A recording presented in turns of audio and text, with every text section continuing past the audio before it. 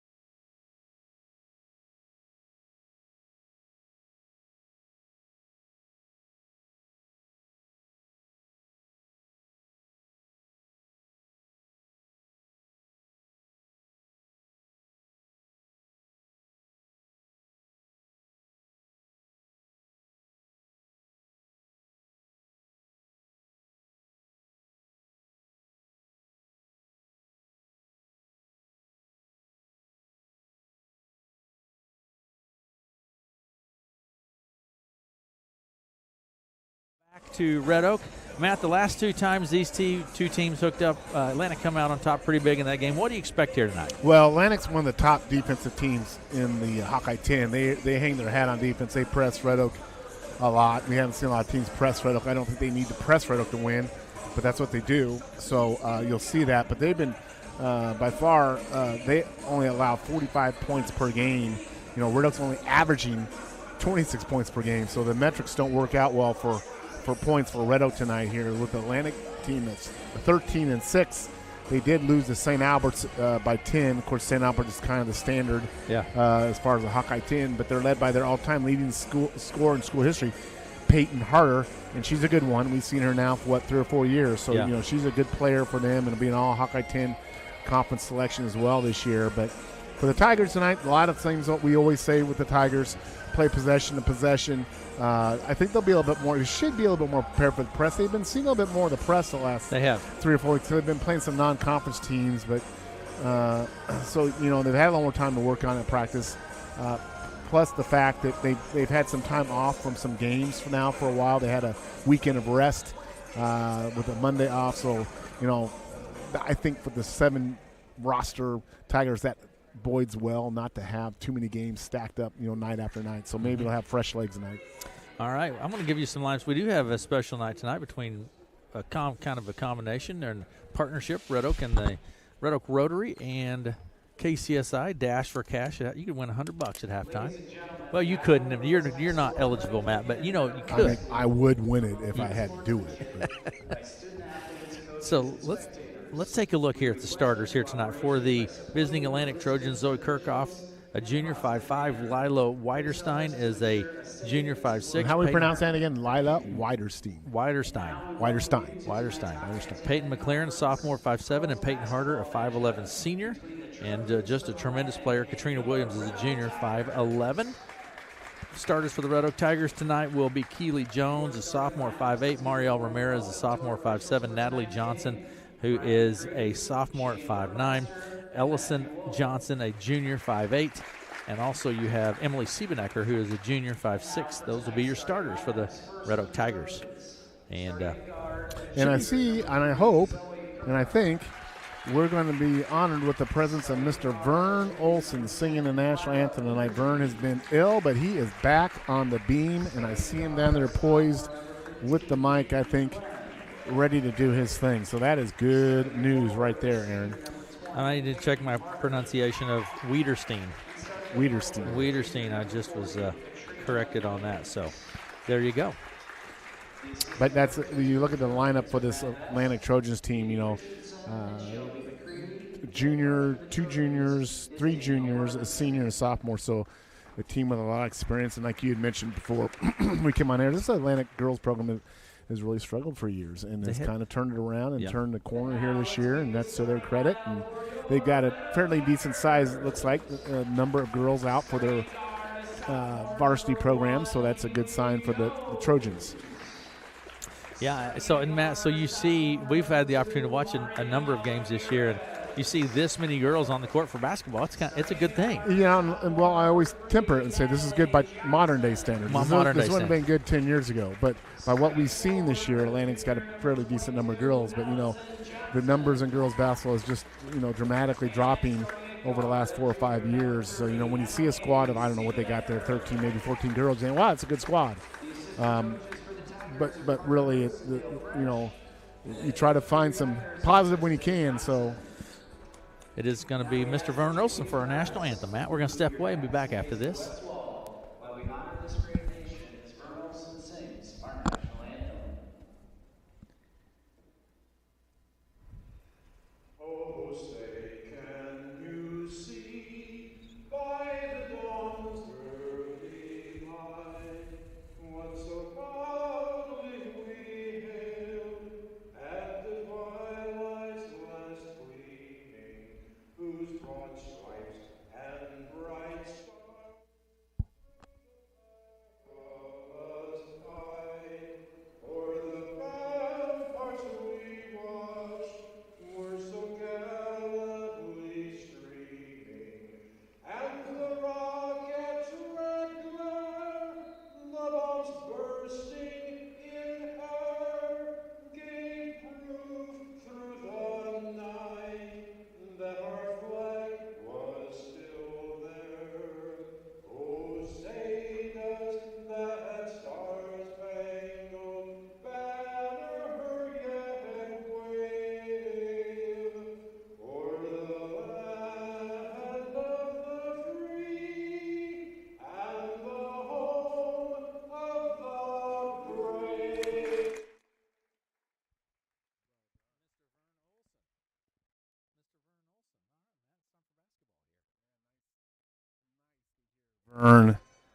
Vern at the mic singing that national anthem. Absolutely. Time for basketball. Should be a lot of fun. Tuesday night, the guys in the stripes are here, and we've got the teams here. The Atlantic Trojans will be in the black uniforms, yellow letters. Tigers, white unis, orange lettering. Get this one tipped off here. At center circle will be Peyton Harder for the Atlantic Trojans and Natalie Johnson for the Red Oak Tigers. And we are just about set and ready to go here. Basketball action. Final instructions being made. Time for basketball, Matt.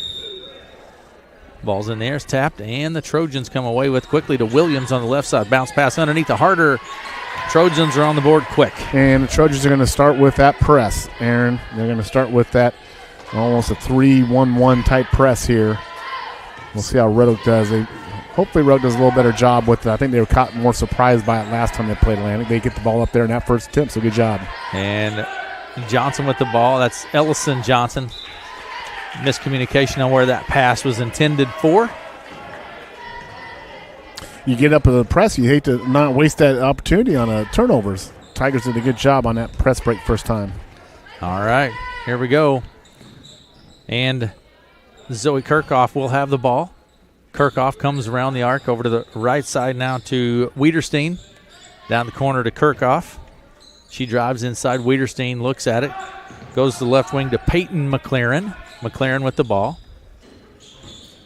Inside it goes to Harder. It's stripped loose and goes out of play. Foul on the Tigers. Alabama Ramirez should not be shooting. Should be out of bounds. Yeah, Mario with the foul. And looks like Kirchhoff will inbound it here. Out top. And the Tigers with the ball, the Trojans with the ball. Harder with the ball at the top of the key. Goes into the lane. Over to the right side. 3-point shot goes up off of the hands of Kirchhoff. And the Trojans control it out on the left side now. Wiederstein with the ball to Harder. Back to Wiederstein around the arc. Top of the key. Kirchhoff. Zoe Kirchhoff down underneath the Harder. She's open for two. Peyton Harder picks up a couple more. And that's where her points will come, right down there in that close range to the bucket there. Nice job by Atlantic to run their offense and get the ball to her for 2 points. And Ellison Johnson brings it across the timeline. She's double teamed there, and ball stripped loose, and then Siebenecker steps in and ties it up. Emily Siebenecker. They'll keep the ball with Tiger possession there. It's a good job by Emily there. And Ellison Johnson will put it into play for the Tigers into the backcourt to Keely Jones, and she'll bring it right to left across the center stripe. Jones to Ellison Johnson. Siebenecker out on the left side with the ball, looks inside. Finds Ramirez over to the right side to Ellison Johnson in the corner to Jones, and there's the sideline, Matt. Made an early appearance tonight. You normally it takes a quarter or so, but step out of bounds and not far out of bounds on the side for the Tigers. I think we have seen that every game that we've been here this year, sometimes multiple times. We'll see it again this game. We'll see another one. And Williams turns, puts it up, no good. Rebound Jones. Nice defense there by Keely Jones. Kept her hands straight up in the air, contested the shot, then got the rebound. She lets the traffic clear, and Ellison Johnson tries to hit Siebenecker, but Harder knocks it out of play. Tigers will keep it. One thing I think the Tigers have got to do is they've got to go to their teammate to get the pass. Not wait, but go towards your teammate to get the pass. Keely Jones with the ball at the top of the key. Back to Ellison Johnson over the left side to Siebenecker. Underneath to Natalie Johnson. She spins off of the glass. It's no good. Rebound pulled down by Williams. And like the fact that they had Natalie in the low block there. I think that's good. Natalie can handle that low block position offensively. Wiederstein with the ball. Jump shot off the hands of Peyton McLaren. No good. Rebound Keely Jones. Keely Jones, another defensive rebound. Off across the timeline. Jones with the ball. Goes left to Siebenecker. Back to Ellison Johnson. Long three from the top. No good. Out of play. Trojans ball. I think that's a good look for Ellison. She's capable of making that shot. We've seen her make that shot. I say get across, get an open shot. Take it. That's what I say, man. Absolutely. And bringing the ball across the timeline will be McLaren. She goes left to Kirchhoff. Zoe Kirchhoff with the ball. Works her way all the way to the bucket. Puts it off the glass. No good. Rebound tap. Natalie Johnson comes away with it. Over to Siebenecker. Emily with the ball at the top of the key. Picks up her dribble to Ellison Johnson. Siebenecker, top of the key. Works her way around to the right side. Now to Jones in the corner. Back out top. It's tapped and picked up by Ellison Johnson from the foul line. Kicks it to Siebenecker on the right wing for three. It's no good. Emily had an open three there. Had to have her teammate Keely clear through there before she could release the shot. Didn't get it. Goes out of bounds. Be Trojan basketball. Yeah, inbound pass will come to McLaren, and Peyton McLaren will bring it left right across the center stripe. Left side Kirchhoff. I always say it's an unofficial Atlantic team unless there's a McLaren on the team. And there's just like a Johnson on a Red Oak. There's the jump shot from McLaren. It's no good. Rebound Johnson. That's Natalie Johnson. To Siebenecker on the left side in the corner to Ramirez for three. Mario shot's no good. Rebound Peyton Harder. Again, another good shot, another good look. Just didn't make it. And McLaren will bring it across the center stripe. Goes left now to Wiederstein. Down underneath. Kind of miscommunication. So I think she was trying to get Harder, and Harder thought it was going to the corner and just let it go. Yeah, went out of bounds. So turnover Trojans there. Trojans will inbound, or excuse me, Tigers will inbound against this press against the Trojans. Inbound pass from Ellison Johnson to Siebenecker. Emily turns, takes it back right to left, all the way across, down to the right wing. Emily Siebenecker with the ball. Top key, Ellison Johnson. Picks up her dribble. Siebenecker for three off the right side. No good. Rebound underneath by Wiederstein. Tigers can't buy one from 3-point yet. Kirkhoff to Harder down the blocks. Good. Tries to get it to Williams, but the Tigers steal it. Nice defense by Ellison. She stopped that drive, created that turnover there. Ellison with the ball to Siebenecker. Back to Ellison Johnson, top of the key. Down to Jones in the corner, picks up her dribble. Good cross-court pass. Siebenecker for three, it's good. Emily Siebenecker. Boy, that was a beautiful assist from Keely Jones. Timeout here by Atlantic. Scores 4-3 with 3:20 to play in the first, 3:24 to play in the first. We'll be right back after this.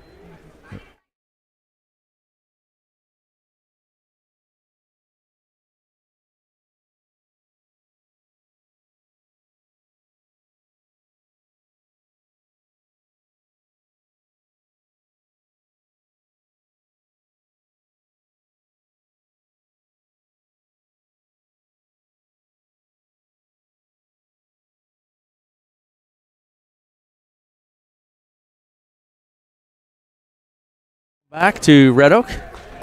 Matt. 4-3 here. Red Oak down a point with 3:24 to go in the first quarter. So, we've seen Red Oak struggle so often this year in first quarters to stay in the game. And here we are with 3:24 to go. Kirkhoff for three. No good. Rebound chased down by Wiederstein to Harder. Harder out on the right side. McLaren, left side Kirkhoff, behind the arc. Kirkhoff with the ball in the corner to McLaren. She drives the baseline, bounce pass to Williams to Harder. That's some nice ball movement right there. Little post-to-post pass there, and Harder with another layup. All 6 of the points have been by her, and they've all been right at the rim. Yeah. Ellison Johnson with the ball's double team, picks up the dribble, gets it to Jones. And there's Keeley coming back to the ball, as I talked about. Go to the ball.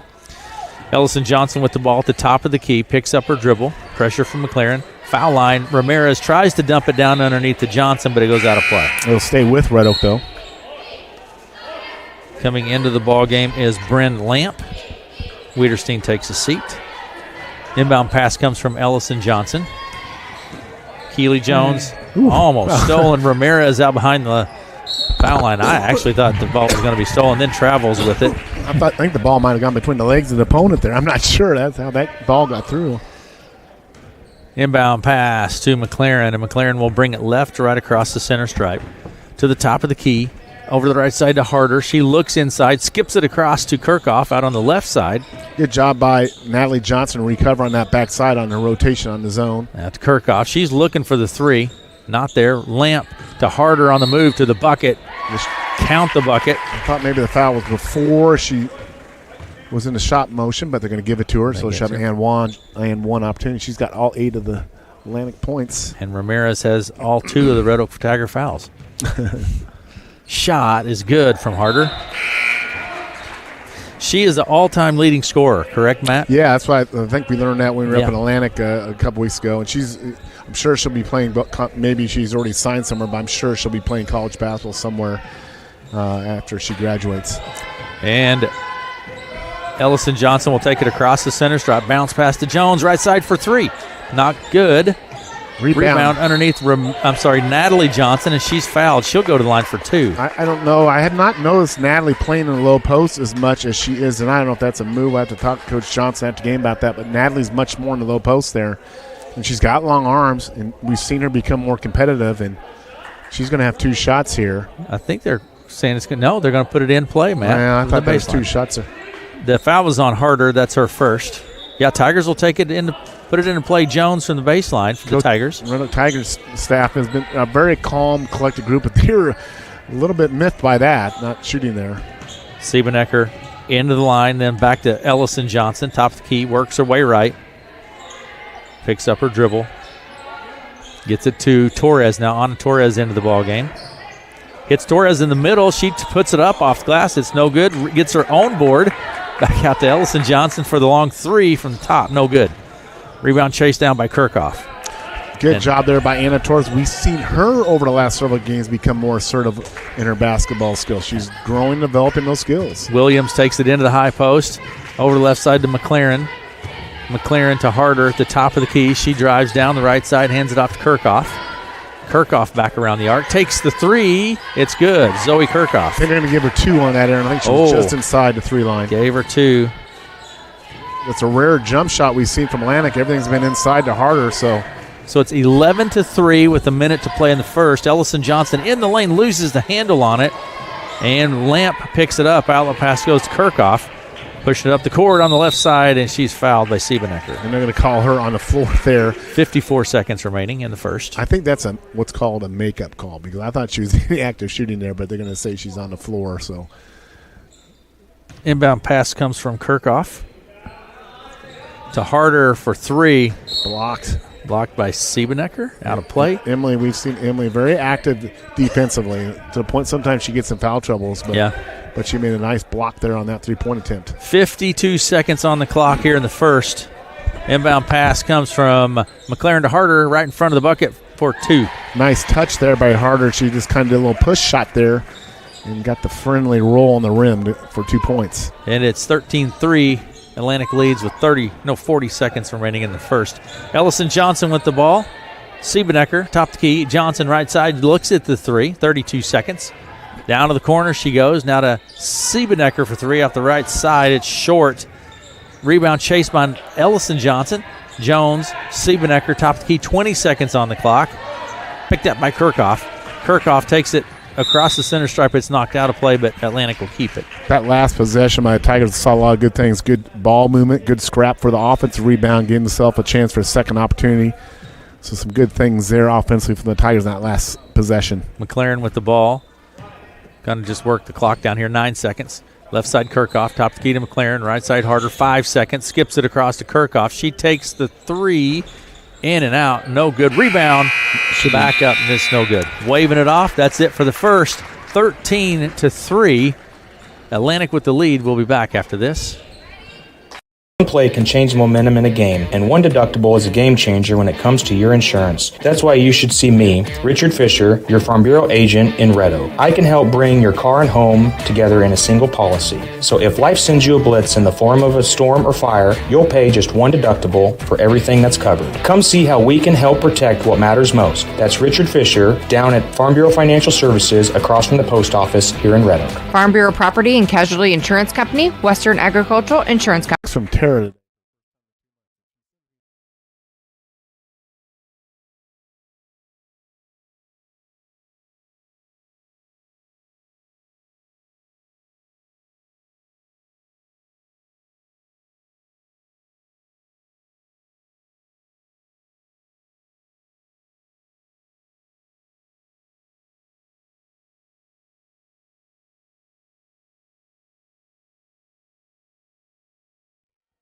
Welcome back to Red Oak. Here we go, quarter number 2. Atlantic with the lead 13-3. Really, to the first quarter, the Tigers, for the most part, handled the press, I thought, pretty effectively. Got the ball cross court, had some good shots, good looks. Couldn't get them to go here. We'll see if Atlantic ratchets up the pressure here in this second quarter. McLaren with the ball, goes right to Kirchhoff.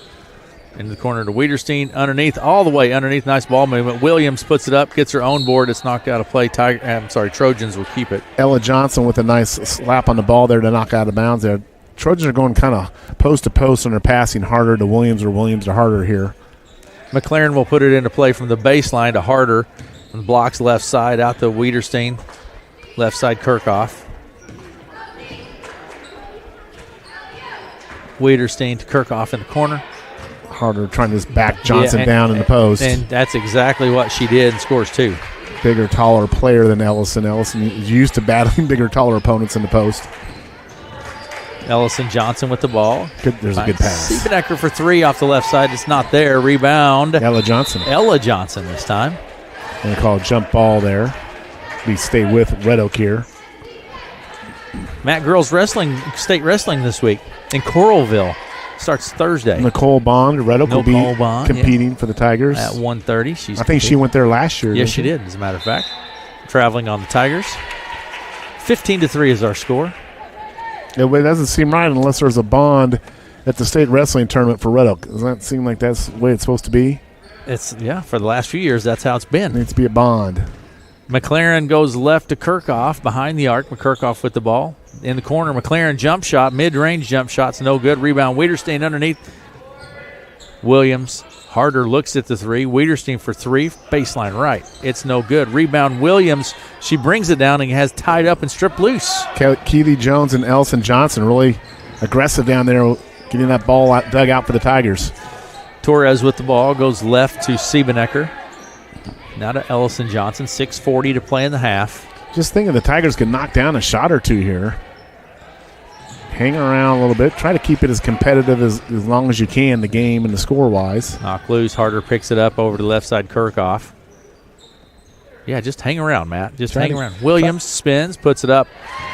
Boy, she turned right around there. Ellison did everything she could. She had a hand in the face, but the taller opponent used her height there.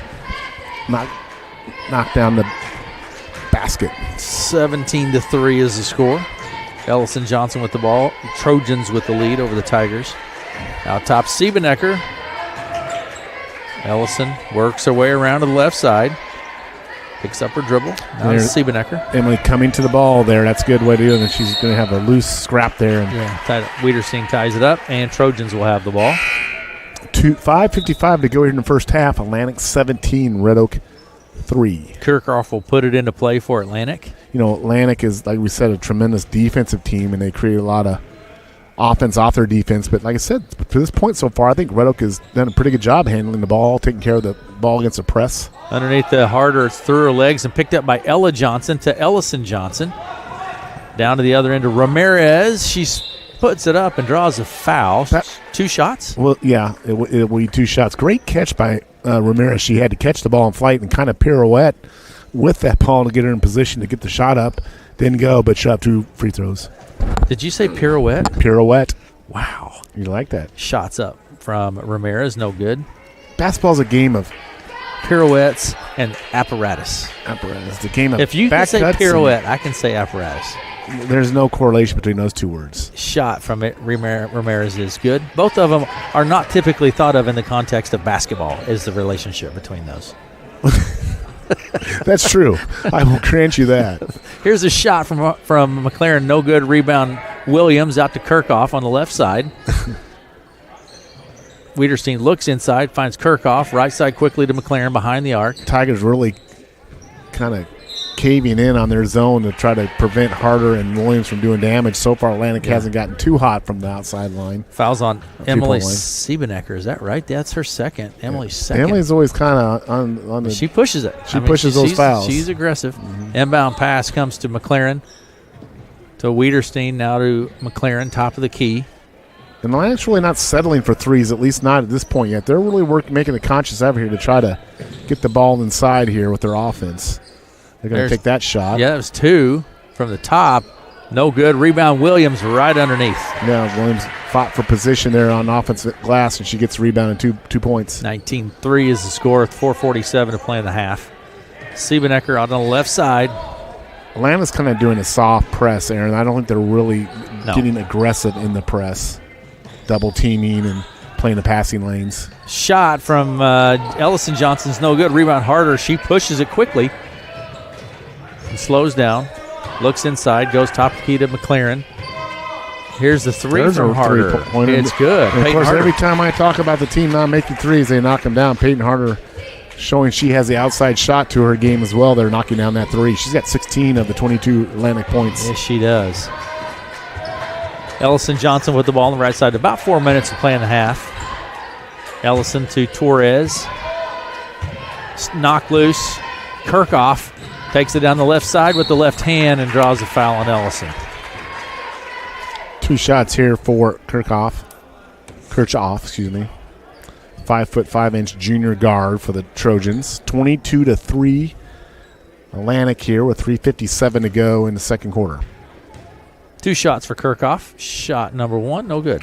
You know, we talked about this Atlantic team, and do not believe the brackets and regional assignments have come out yet for this term, but they will be very shortly. I mentioned you when we were in Atlantic. I do think this Atlantic team has a potential to make some noise in that 3A based on the fact that they play defense. And, you know, some nights shooting won't be there, but if they bring that defensive game every night, they're going to have a chance. Tigers get whistle for the travel. Yeah, that's and exactly you got a star right. like a Peyton Harder who you can go to in crunch time to get you buckets. So they've got a chance to do some damage here in the playoffs. 3:45 to play in the half. Wiederstein to McLaren in the corner. Wiederstein, Kirchhoff out on the left side.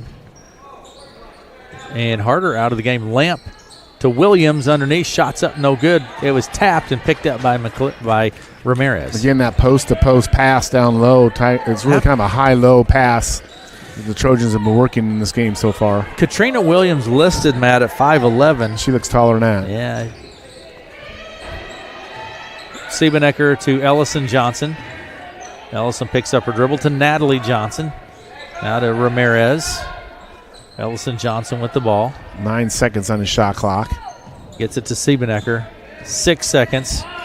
She gets a shot off. It's good. She gets the friendly hometown goodness. roll there. It hit every side of the rim, and it drops through. It certainly did for 3. 22-6 now is our score. Atlantic with the lead. Into the corner to Kirchhoff. McLaren down the left side of the lane. Nice move to the bucket by Peyton McLaren. Left-hand layup, left-hand drive from McLaren. 24-6. Siebenecker with the ball. Draws the foul. No. Gets whistled for the travel. Thought there was a push there, but they're going to call travel. I like to see Coach Johnson get a technical once this year. You're allowed one technical in the year. Like even though your team hasn't won a game, you can get a little riled up once in a while. Yes. You know, Did you ever have a coach get kicked out of a game, man? Oh, yeah. Oh, yeah. Yeah, like Coach Martinez. He got kicked out of a few games. Here's McLaren over the left side. So Coach Martinez was your coach all through high school, man? Yeah. Well, varsity coach, yeah. Okay. Coach Gams was my JV coach my sophomore year, and Coach Martinez varsity junior, senior year. Kirchhoff puts a shot up. Williams is there with the board. No good. Tries it again, and one for Katrina Williams. But I say that because it was a different era of basketball. It certainly was of that. How coaches coached and how coaches handled games. The things that went on back then are, you don't yell at, you just don't do those things as much nowadays. It's a different shot from Williams concept. Is no good. Rebound back up, no good. We're going to have a foul on the play. I mean, Coach Martinez wasn't any more vociferous than the Harlan coach. I can't think of his name. It's not Osborne. It was what was his name? At the time? Yeah, the Harlan coach was just a good guy, but I mean, it was a different way he coached back then. Yeah. Timeout on the court. 26-6 is the score. Minute 57 to play in the half. Atlantic with the lead. We'll be back after this.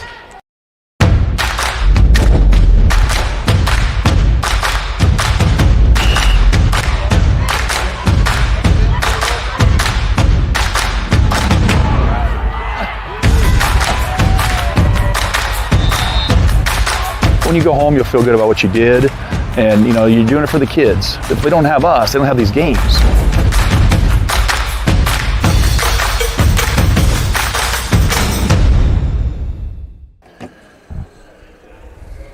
Welcome back to Red Oak. So speaking of Coach Martinez, I think this trivia question is correct. Name the 2 Red Oak varsity coaches of lead Red Oak teams to the state tournament in basketball. Name the 2 coaches. Maddie. Yeah, she did. Maddie Gelber did. Yeah. And Dan Martinez. And Martinez did. Yeah. Correct. Now, Maddie was the assistant, I believe, on the first time. And then the second time she was the head coach. Yeah. And I believe now she's the head coach in And she had twins this week. Oh, did she? Yeah. Congratulations to Maddie Gelber on that. Double dribble, good Trojans ball. Good to hear that. Yeah. But we're more. Mike Webb was a state championship. You're talking all sports. Well, you didn't designate. Well, Spencer Blank took the boys team at one time to the boys tournament state tournament. Mm-hmm. I remember you and I went, Matt. Yep, sure did. Tigers with the board, the rebound, and Keely Jones with the ball to Ella Johnson. Jones. It was a good pass. Siebenecker in the corner for 3. No good. Rebound, bat, and Wiederstein comes away with it quickly. She pushes it to the other end. Bounce pass is stolen by Natalie Johnson. That's a tremendous effort by the Tigers team. Emily got cut off the drive, and then her teammate Natalie hustled back and picked off the pass. That was just really good transition defense. Love to see the hustle, Matt. Siebenecker with the ball at the top of the key. Round to the right side. Kind of a little underhand pass to Ramirez. And Mariel just one more step. Just one more step, Matt. That's trying to get the ball in a little post there and took a little 2-step, 3-step there.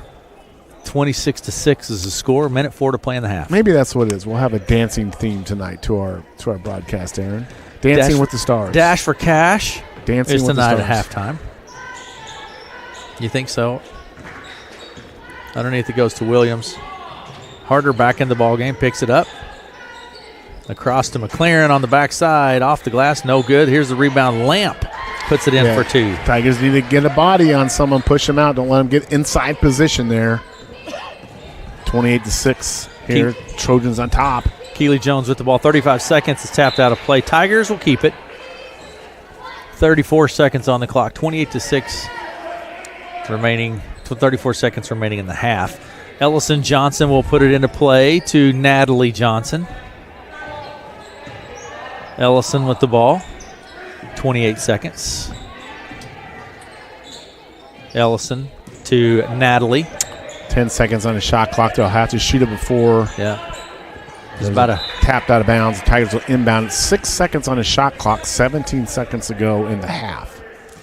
Inbound pass from Ellison Johnson to Jones. 3 seconds. Not going to get it off. Didn't get it off. Clock needs to stop. Yeah. And the inbound pass will come from Kirchhoff. Kirchhoff to McLaren. 6 seconds and counting. Over to the left side to Kirchhoff. McLaren harder for 3. No good. That's going to do it for the first half. 28-6 at half. We're going to take a break. Total some stats, and we'll be back after this.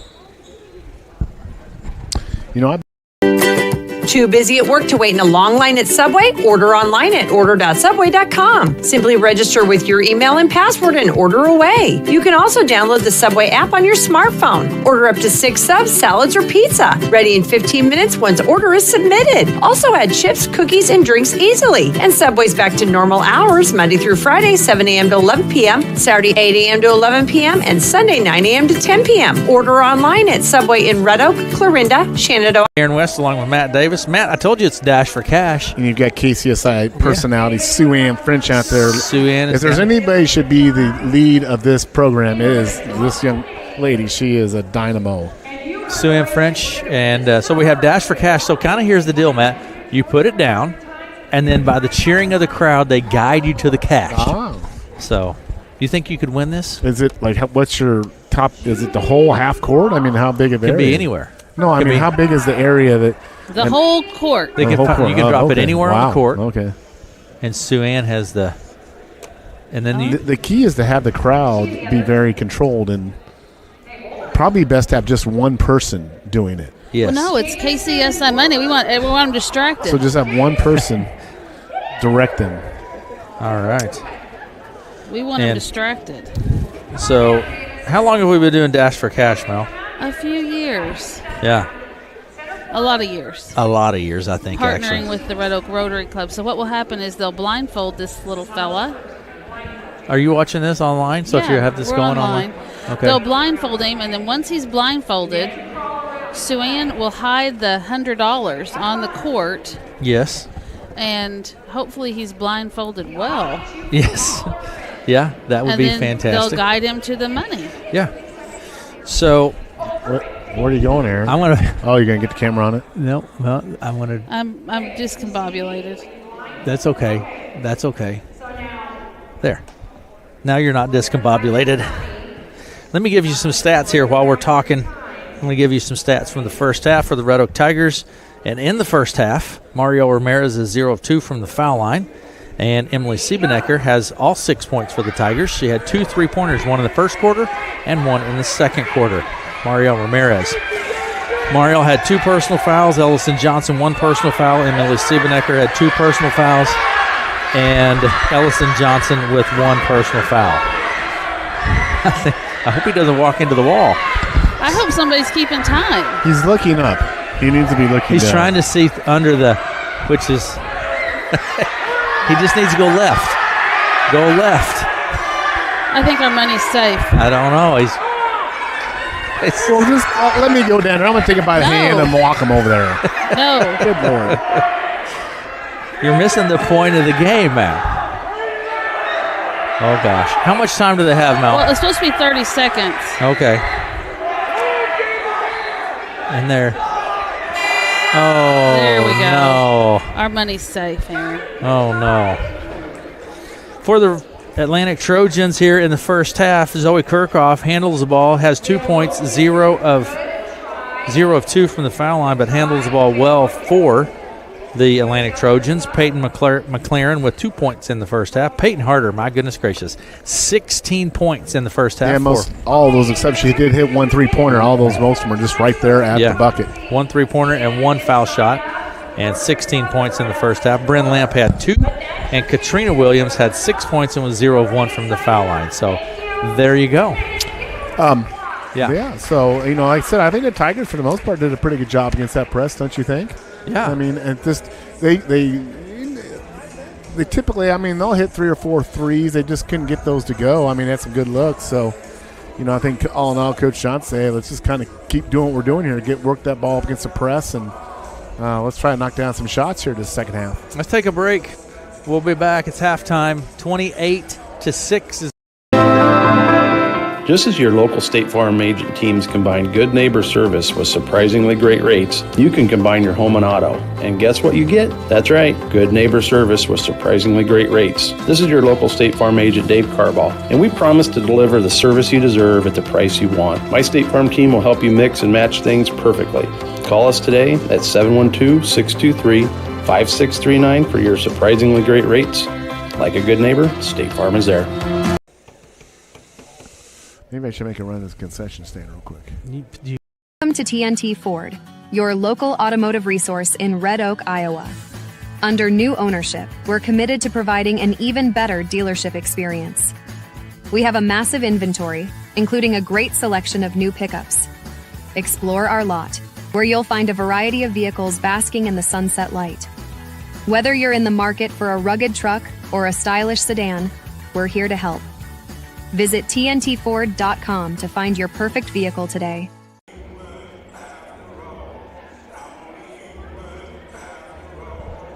Farming isn't just your livelihood, it's your life. No one understands that better than Farm Bureau Financial Services. We offer comprehensive coverage that protects your farm, machinery, livestock, and so much more. You'll get customized coverage on one policy with one premium and one deductible when you need it the most. Contact Farm Bureau agents Bruce Bryant or Jamie Sifford in Red Oak and learn more about smarter insurance for agriculture. Farm Bureau Property and Casualty Insurance Company, Western Agricultural Insurance Company. So there's going to be an announcement. Let us help insulate your home with Heartland Foam. No matter what your insulation needs are, Heartland Foam Insulators is your go-to company. From removal to blow-in to foam, they are ready to go to work for you in any type of building, whether it be an existing house, new construction, a metal building, commercial building, or a unique project. Call Heartland Foam Insulators today at 712-623-4515 or heartlandfoam.com.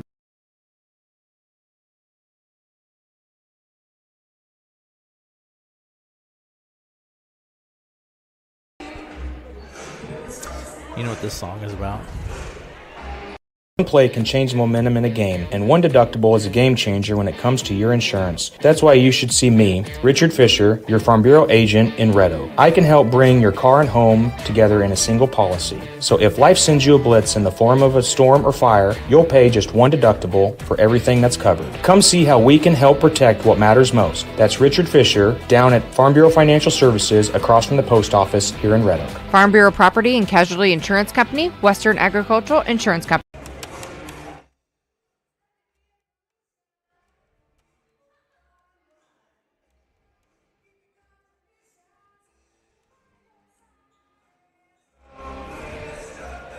Welcome back to Red Oak halftime. Atlantic with the lead 28-6 at halftime. Varsity girls play. We'll have varsity boys play upcoming. Another dash for cash opportunity. Still time. Anyone who pays admission or uses a pass, your admission to the game is your chance to play. The Rotary Club is set up. It's a fun contest that we partner with the Red Oak Rotary Club for, and they're set up as you come into the gym. You can just register, and then we draw a name. And Aunt Sue-Ann's, we're tied up during halftime, so she's Aunt Sue-Ann did on the floor, and the crowd is supposed to guide. Thank heavens they didn't get the little fella to him. I mean, he was close. He was close. It was just a couple feet. He was close, but they didn't quite get him to the money, so Mel, try again. let's talk a little bit about our schedule for the week, because we have another basketball game this week. Yes. So, state wrestling, girls state wrestling at Coralville starts Thursday and Friday. Yep. It's our understanding that Nicole Bond we've got wrestlers from all over the area. Yeah. Dr. Fritz, Dr. Byer, is going to be providing updates and doing our girls state wrestling coverage for us from Coralville. It's our understanding that Nicole from Red Oak, Nicole Bond, will be wrestling at around 4:30 maybe on Thursday, and so we'll be able to update you on that. Also on Thursday night, we will be covering the Red Oak Missouri Valley girls only matchup, and that is at 6 p.m. on Thursday here in Red Oak. And that's in Red Oak, That's on Thursday. There'll be some more wrestling coverage on Friday. Hopefully we still have Nicole wrestling on Friday. Yep. And then Monday we're right back at it with Southwest Valley doubleheader in Red Oak. We'll stream and broadcast that. Tuesday night is Red Oak Exira boys only here in Red Oak. And then that's going to do it for us for regular season. Then we get to postseason. So I went to concession stand. Yeah. And I'm getting my concession stand. I see Sandy and Vern Olson. Yeah. Okay. They said, come over here. So I go over there. They were presented. I didn't see this. Maybe you guys saw it. I missed it when I got here. But they were presented with special Red Oak Tiger super fan hoodie and jerseys. And I told them they need to stand by and see the pic. But wow, they were presented by the players of the teams this gear.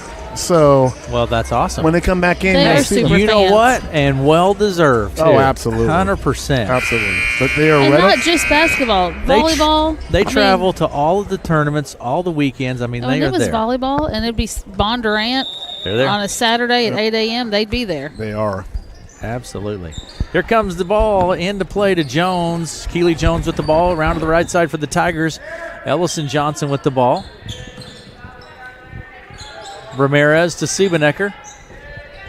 Over to Ellison on the right side. Looking inside. Nothing there.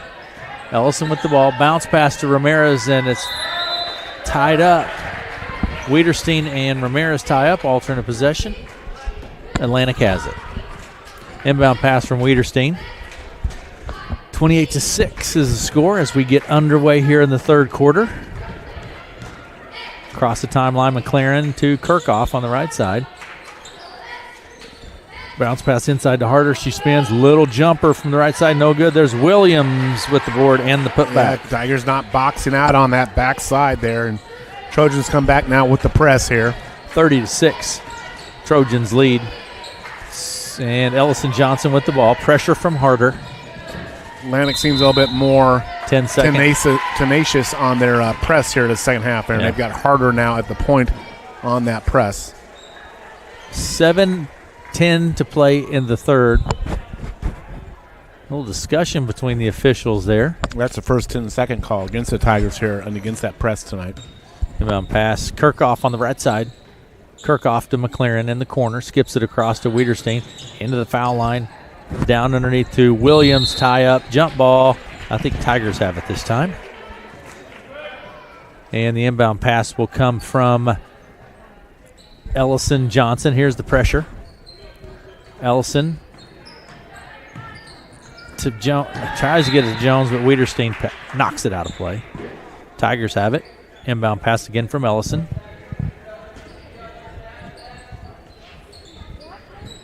Ellison to Jones. Tap by Harder. picked up by Jones. Tigers really struggling with this press at the moment. Bounce passes here. And stolen by Wiederstein. Like I said, I think Atlantic's really just come out here and crank it up here on the press. Kirchhoff puts it up, draws the foul. She'll go to the line for 2. And that foul's attributed to Ellison Johnson. Typically, we don't see a lot of teams press right up because just the situation of their basketball program. But, I really think for this particular Atlantic team, this is their MO. This is how they play. This is how they create offense.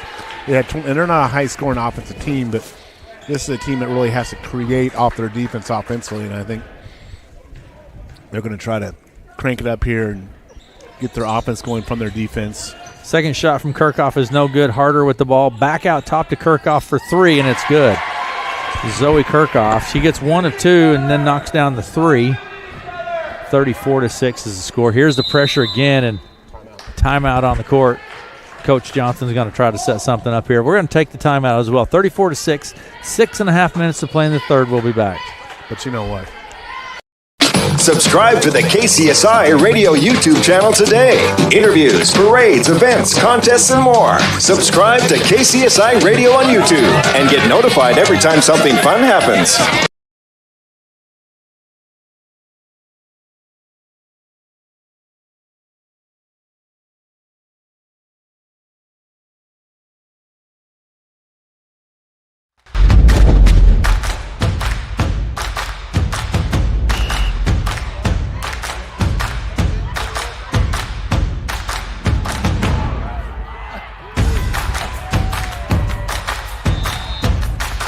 When you go home, you'll feel good about what you did, and you're doing it for the kids. If they don't have us, they don't have these games.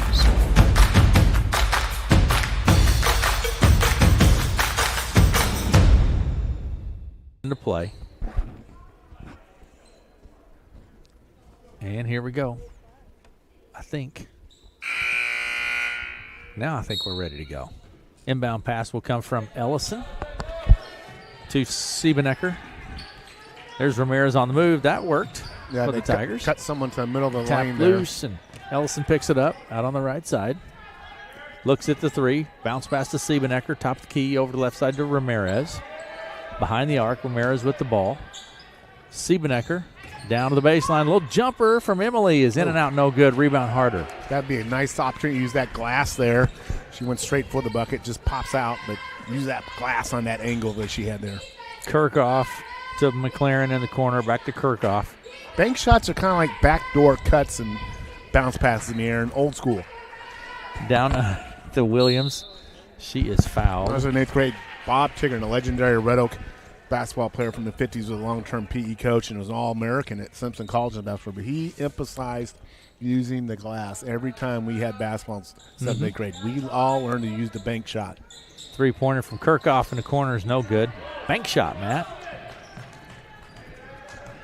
It's just old fundamental basketball there. Well, the bank shot is for someone who's not a good shooter. All you've got to do is aim that ball for that rectangle up there, and it pretty much goes in. That's what his theory was. I think that meant I wasn't a very good shooter. Davis, you're going to shoot bank shots. Ellison Johnson with the ball. Tries to cut through a couple of players, and then to Jones. Keely Jones takes the 3. It's short, no good. Rebound Harder. Harder pushes it up the court quickly. Trojans move up the court Good well. defense there by Ellison Johnson. Again, the Tigers on transition defense, Aaron. Ellison brings it across the center stripe. Works her way left. Ramirez tries to get it to Siebenecker, picked up by Wiederstein. Now to McLaren. McLaren right to left across the center stripe. Down the corner to Harder. Kirchhoff with the ball. Here's McLaren. Over the right side to Wiederstein. 4:40 to play in the third. 34-6 is our score. Atlantic with the lead. Kirchhoff with the ball. McLaren to Wiederstein. 10 seconds on the shot clock. In the corner, bounce pass underneath to Williams. She puts it up off of the glass and scores 2. Off the glass. There you go, Matt. 36-6. 4:23 to play in the third.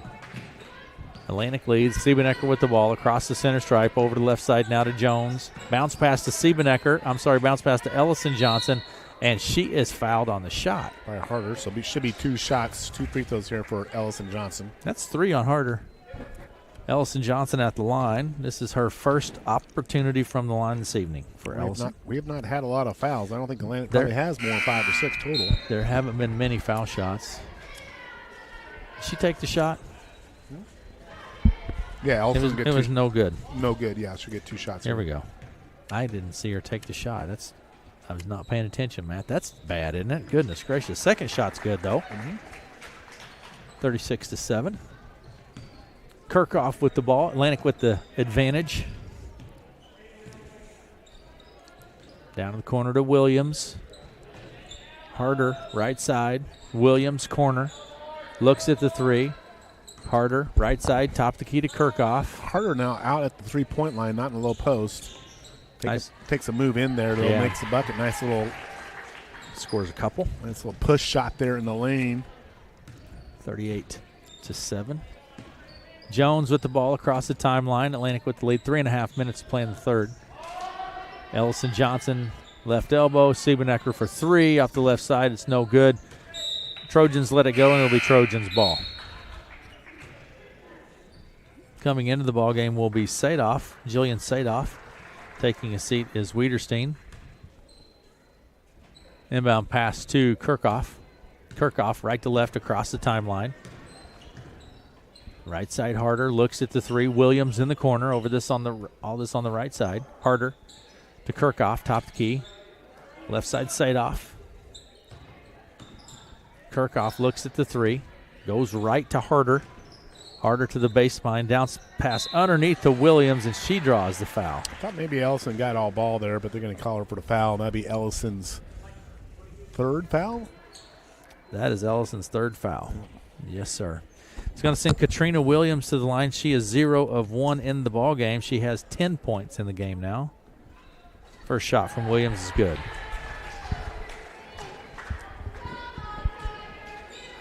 And Katrina Williams, she's listed as a 5'11 junior for the Trojans. Second shot is good. She gets them both. So we're real close to a running clock situation here. Jones to Siebenecker, finds Ramirez. She spins it, snaps the net with it. Mariel Ramirez. No hesitation. Got the pass, and she did that pirouette again and knocks it down. Kirchhoff with the ball into the lane, goes left to Sadoff for 3. It's no good. Touches nothing. Do you know what a pirouette? A pirouette? Pirouette is. I'm not sure I know what it is. It's a ballet twirl. It's a twirl, yeah. I thought it was a twirl. That's what I thought. There. That's my Dancing with the Stars. Not to be confused with a cha-cha. Here goes. The shot from Kirchhoff is no good. Harder's there to put it back and in for 2. Or the tango. Those are actual dance moves. Those are their dances, aren't they? I think they're dances, not a move. Mel?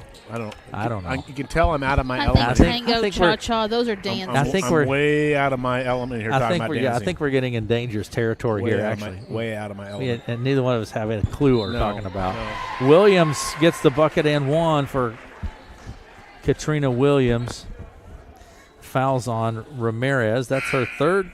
Bucket's good for Williams. She'll go to the line for an and 1 opportunity here. Trudnell's got a good kind of 2 low post players here, Williams and Harder, and they kind of play off each other pretty well. They're passing and rebounding, so you can see why they'd be. And Williams gets the shot. Also, defensively, they do a good job as well, too. Should be a continuous clock situation here now, Matt, with 2 minutes remaining in the third. Right side, Ellison Johnson down to Siebenecker for 3.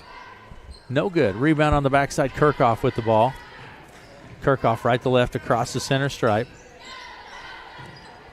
Shot from Kirchhoff. No good. There's Sadoff. No good. Blocked. And then Ellison Johnson comes away with it. Ellison left to right. Takes it to the hoop. Puts it up off the glass. No good. Rebound Kirchhoff. Ellison challenged Harder there on that layup. Just didn't get it to go. Harder had to be careful, but she's got, 3 fouls, you said? Yes, she does. In the corner, Williams takes the 2. It's no good. And the ball chased down by Sadoff. Out to Kirchhoff. 1:20.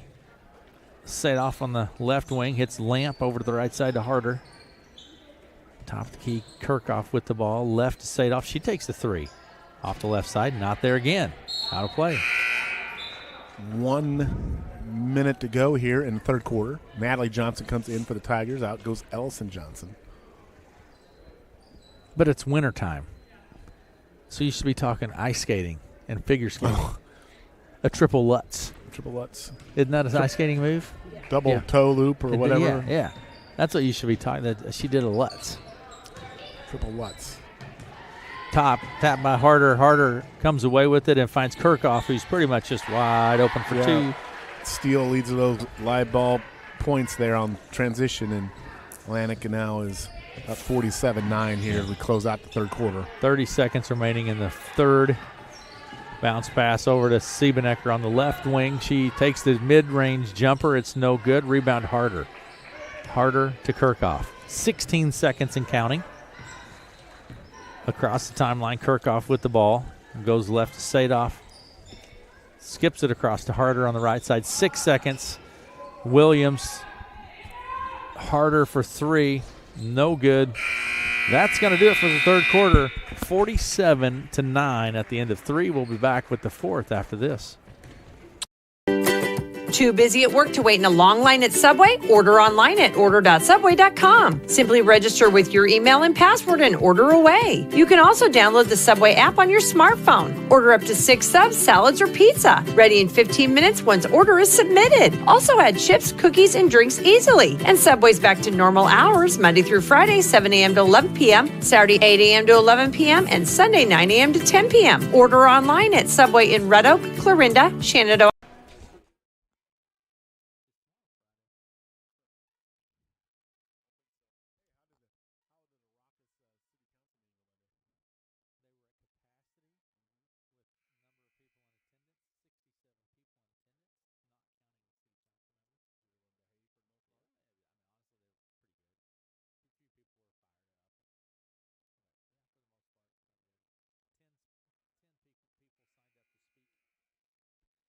Back to Red Oak. Here we go for quarter number 4. 47-9 is our score.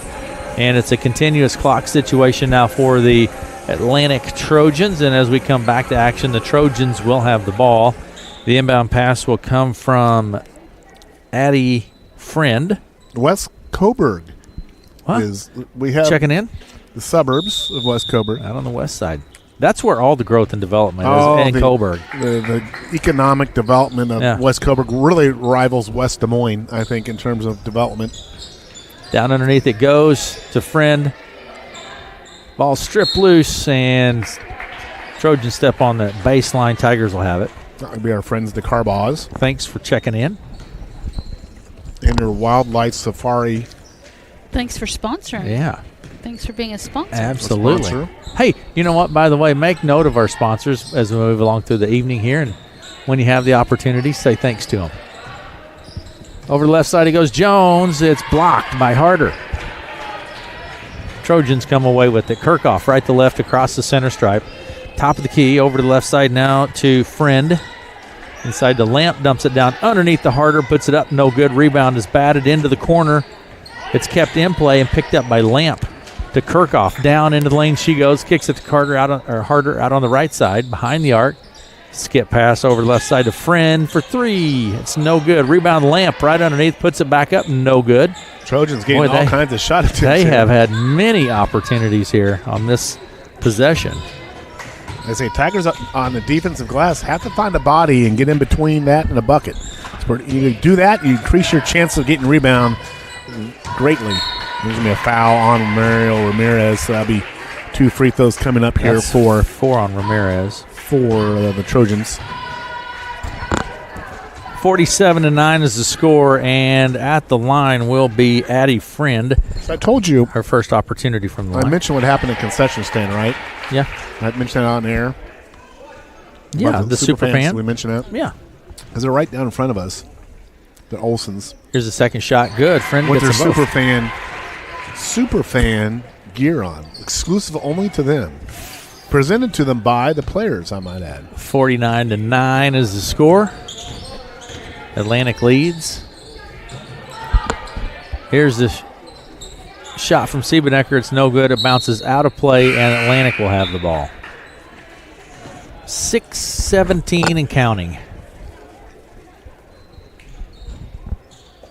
Substitution taking place on the court for the Tigers is Natalie Johnson, Emily Siebenecker, Keely Jones, Ellison Johnson, and Mario Ramirez. Right side it goes to Harder. Harder takes it into the lane, passes the top to key to Kirchhoff for 3. In and out, no good. Rebound Jones. Keely will take it left to right across the center stripe to Ellison Johnson on the right wing. Bounce pass to Siebenecker. She tries to flip it underneath, but it's knocked loose, and the Trojans come away with it. Kirchhoff to Harder on the right wing. Now to Kirchhoff. Over to the left side. Friend, mid-range jumper. It's not there. Rebound Jones. Keely Jones with the ball. She'll bring it across the center stripe for the Tigers, left to right. At center circle. Jones to Siebenecker. Now to Ramirez. Down to the block she goes. Puts it up and one for Marielle. Marielle with another bucket. She has a chance for and one here.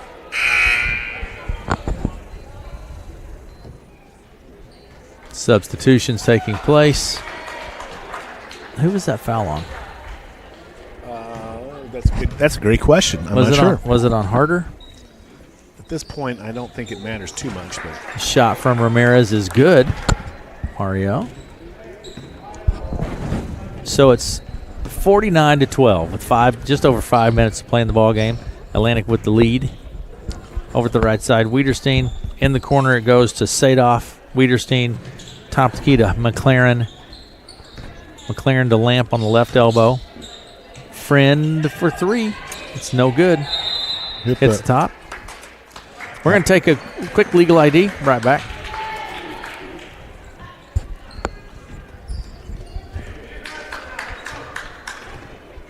And here we go. Keely Jones with the ball. 4.5 minutes to play in the ball game. Keely Jones goes left to Ramirez. Inside to Siebenecker. Jump shot from the high post is blocked and goes out of play, but the Tigers keep it. Clock is running here with 4:22 to go in the game. Jones will put it into play from the baseline for Red Oak. Keely Jones. Out to Siebenecker on the left side. Now to Ramirez. And then to Ellison Johnson at the top of the key. Ellison sets a play, goes right to Keely. Tapped and stolen by Lamp. Lamp down the left side. Fakes it, takes it, no good. Rebound, Wiederstein in for 2. Lila Wiederstein. For 2, 51-12 is our score now with 3:40 to play in the ball game. Atlantic with the lead. Over to the left side, there's Siebenecker for 3. It's not good, kept in play. Picked up by Friend. Friend to McLaren, and she takes it right to left across the center stripe. Over the left side to Friend. Bounce pass into Lamp. Right side McLaren on the move in the lane. She puts it up off the glass. It's no good. Rebound. Ellison Johnson outlet pass to Siebenecker. Good pass ahead. Oh, should have been a foul there. Natalie Johnson. There. Yeah, get that second one, though. Yeah, Natalie will go to the line for 2. Great push of the ball by Ellison with the dribble. And she did a nice long full court pass there to her teammate Emily Siebenecker. Good pass, Aaron, right where she could catch it and get a shot up. I thought she got fouled. Didn't get the bucket, but her teammate Natalie Johnson gets the free throws, and she makes the first one. First one's good. 51-13 is our score. 3:09 to play in the ball game. Here's Natalie Johnson at the line. Natalie's a sophomore, 5'9" sophomore. Misses the second. Rebounds picked up, and McLaren will bring it across the timeline for the Trojans. Into the corner it goes. Wiederstein to McLaren. Over the left side to Friend. In the corner to Sadoff. Wiederstein with the ball. Inside it goes to Friend. Shot is up. It's no good. Jump ball. Tigers ball. Inbound pass will come from Ellison Johnson. More substitutions taking place. It looks like Ella Johnson will check in for Jones. So we do dash for cash between games or only at halftime? Halftime. Be at halftime. Ella and Ramirez will bring it across the timeline. Mario Ramirez now to Ellison Johnson. Ramirez out on the right wing. finds Ellison. Now to Ramirez. Finds Natalie Johnson. To Ramirez, right side. 10 seconds on the shot. Well, Marielle, look at that. Takes it to the hoop and scores 2. She's got 7 points, leading score for the Tigers tonight. Nice job by Marielle. In the corner to Sadoff. Top key to McLaren. She drives down the left side of the lane, finds Friend. McLaren to Friend in the corner for 3 on the left side. Rebound, Wiederstein turns, puts it up, and scores 2.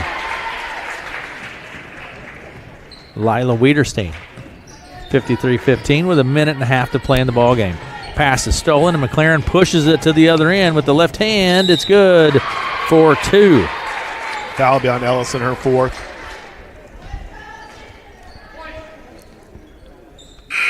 Yes, that is correct. Ellison Johnson picks up her 4th. And Peyton McLaren will go to the line. She has 4 points in the ball game. She'll go to the line for the first time. And 1 opportunity. Shot is good. Touches nothing but the bottom of the net. Inbound pass from Ellison to Ramirez.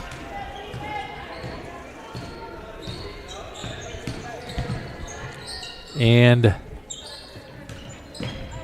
Ellison with the ball goes right to Natalie Johnson. She drives to the baseline, puts it up, no good. There's Ella Johnson. Shot is no good. Rebound. That's McKenna Sontag into the ball game. Now to Sadoff over to the right side to Ball. Ball out on the right wing. Gets whistle for the travel. In freshman boys play in Atlantic, it was Red Oak 50. In Atlantic? You know, it was here. Red Oak and Atlantic over in the black gym, 50-32. Freshman boys with the victory. Natalie Johnson with the ball goes to Ramirez for 3. It's no good. Rebound pulled down by Lamp. 20 seconds and counting. Ball brings it across the timeline. Down to the hoop. It bounces out of play. 13 seconds and counting. 56-15 is our score. And Sontag will put it into play. 5 seconds. Shot goes up. It's no good. There's Sontag underneath the bucket. It bounces out of play, and that's our final. 56-15 is our final. And again, in freshman boys play, it was Red Oak with the victory, 50-32. And freshman boys play. Quick break. See if we can grab Coach Johnson. We'll be back after this.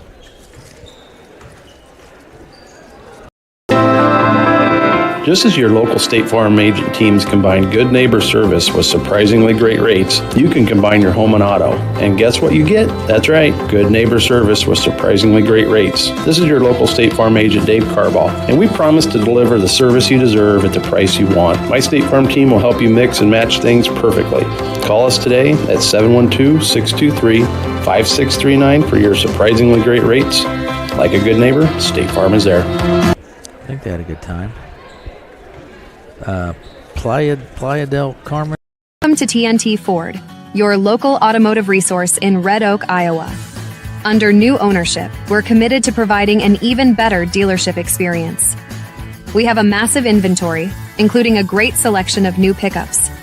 Explore our lot, where you'll find a variety of vehicles basking in the sunset light. Whether you're in the market for a rugged truck or a stylish sedan, we're here to help.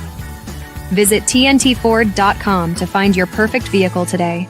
Say thanks for coming up. Yeah, thank you guys for being here. What'd you see from your team tonight, Coach? I thought we broke the press pretty well the first half, especially. The second half, we got kind of lackadaisical in the first part of it, but overall, I was happy with that. We kind of challenged them in the halftime to run our offense a little bit better. We aren't cutting across like we should have been, and I thought second half we got a lot of passes into the high post. We were attacking a little bit better.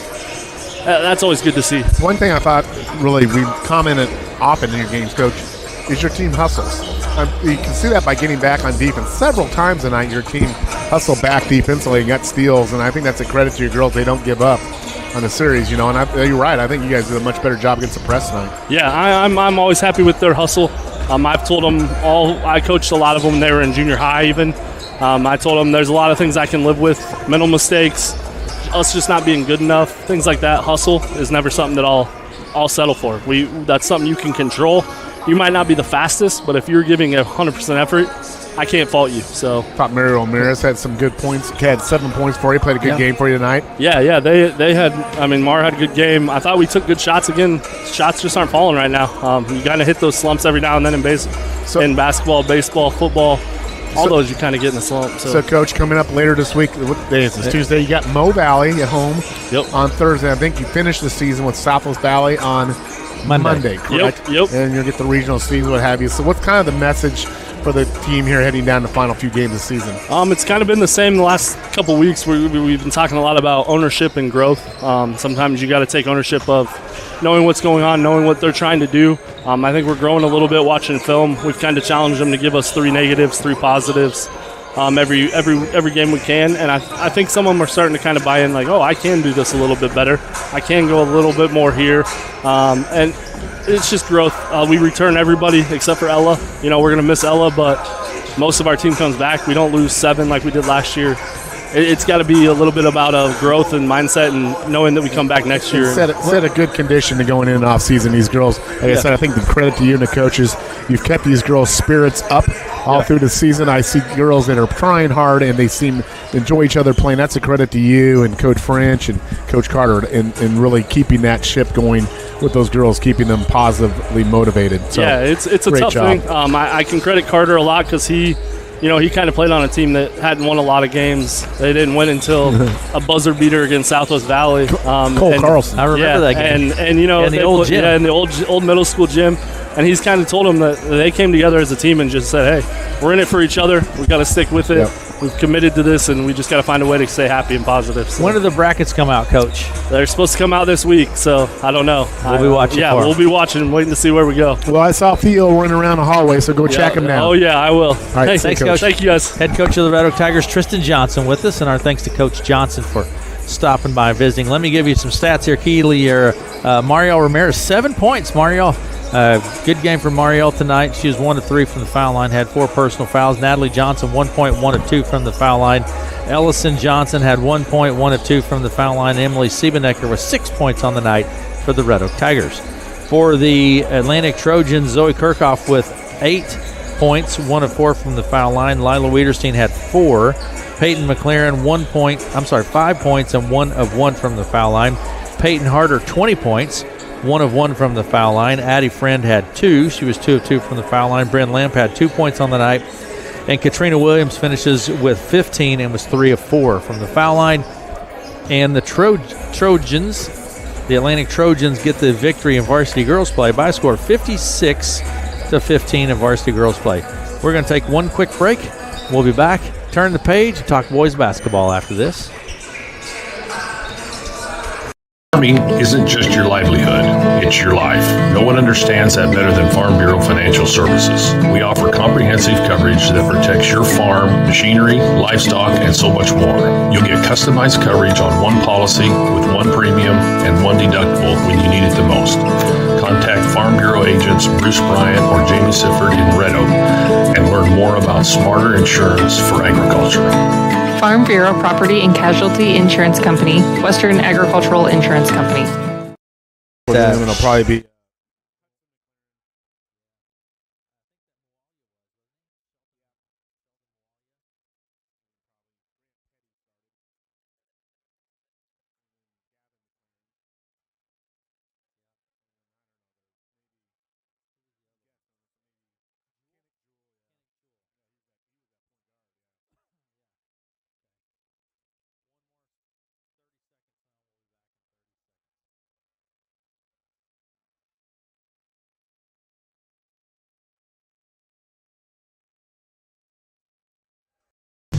Let us help insulate your home with Heartland Foam. No matter what your insulation needs are, Heartland Foam Insulators is your go-to company. From removal to blow-in to foam, they are ready to go to work for you in any type of building, whether it be an existing house, new construction, a metal building, commercial building, or a unique project. Call Heartland Foam Insulators today at 712-623-4515 or heartlandfoam.com.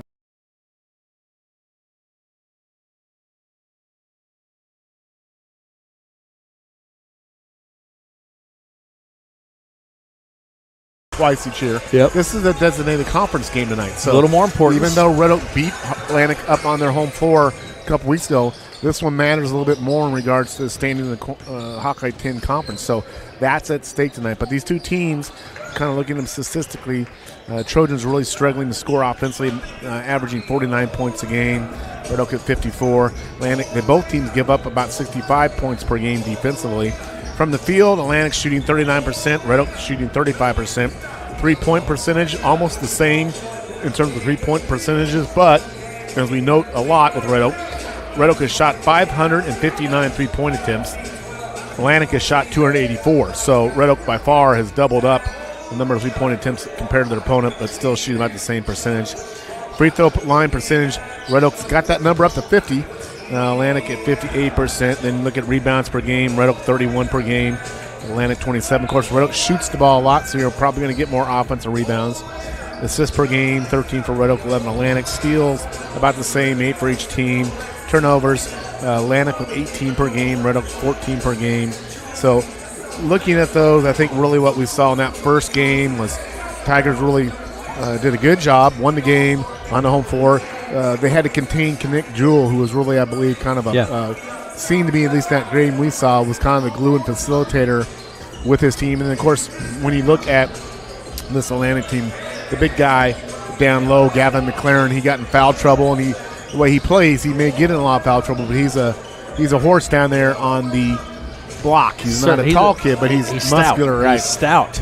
For the Tigers, tonight there's going to be a pre-game honor here. We'll talk about a little bit the second for one of the Tiger players, but it's going to be kind of the same. Take care of the ball, hit some timely threes in this game. Always for the Tigers, it's always kind of you get through that first 4 or 5 minutes. For the Tigers, it's the going into the half and coming out of the half that has been kind of the difference maker for a lot of games for Tigers. When they handle those frames of the game well, they typically take the game down late in the fourth quarter. So probably the same stuff here tonight for the Tigers. We'll also see if Coach DeVries kind of changes the rotation around a little bit. Maybe some guys that typically haven't been in rotation get more floor time tonight. Maybe see a Ryberg out there. Maybe see A.J. Beeson's healthy. A.J. shot the ball well up in Avoca the other night, so maybe you see those guys get a little more floor time tonight with the Tigers. But should be a competitive game. Should be a good game here. Looking forward to it. We're going to take a break and check in with some of, and again, I do want to say, when you have the opportunity, make note of our sponsors, and when you have the opportunity, say thanks for making it possible for us to be here. We'll be back after this.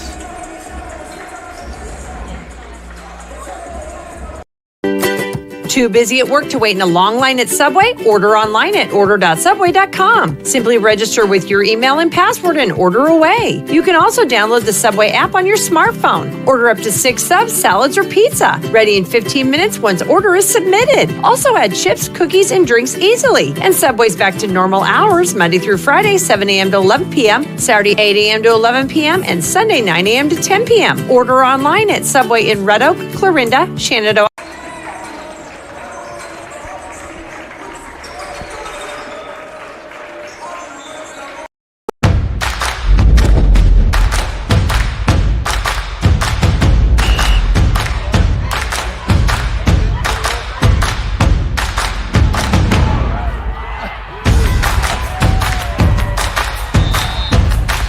When you go home, you'll feel good about what you did, and you're doing it for the kids. If they don't have us, they don't have these games.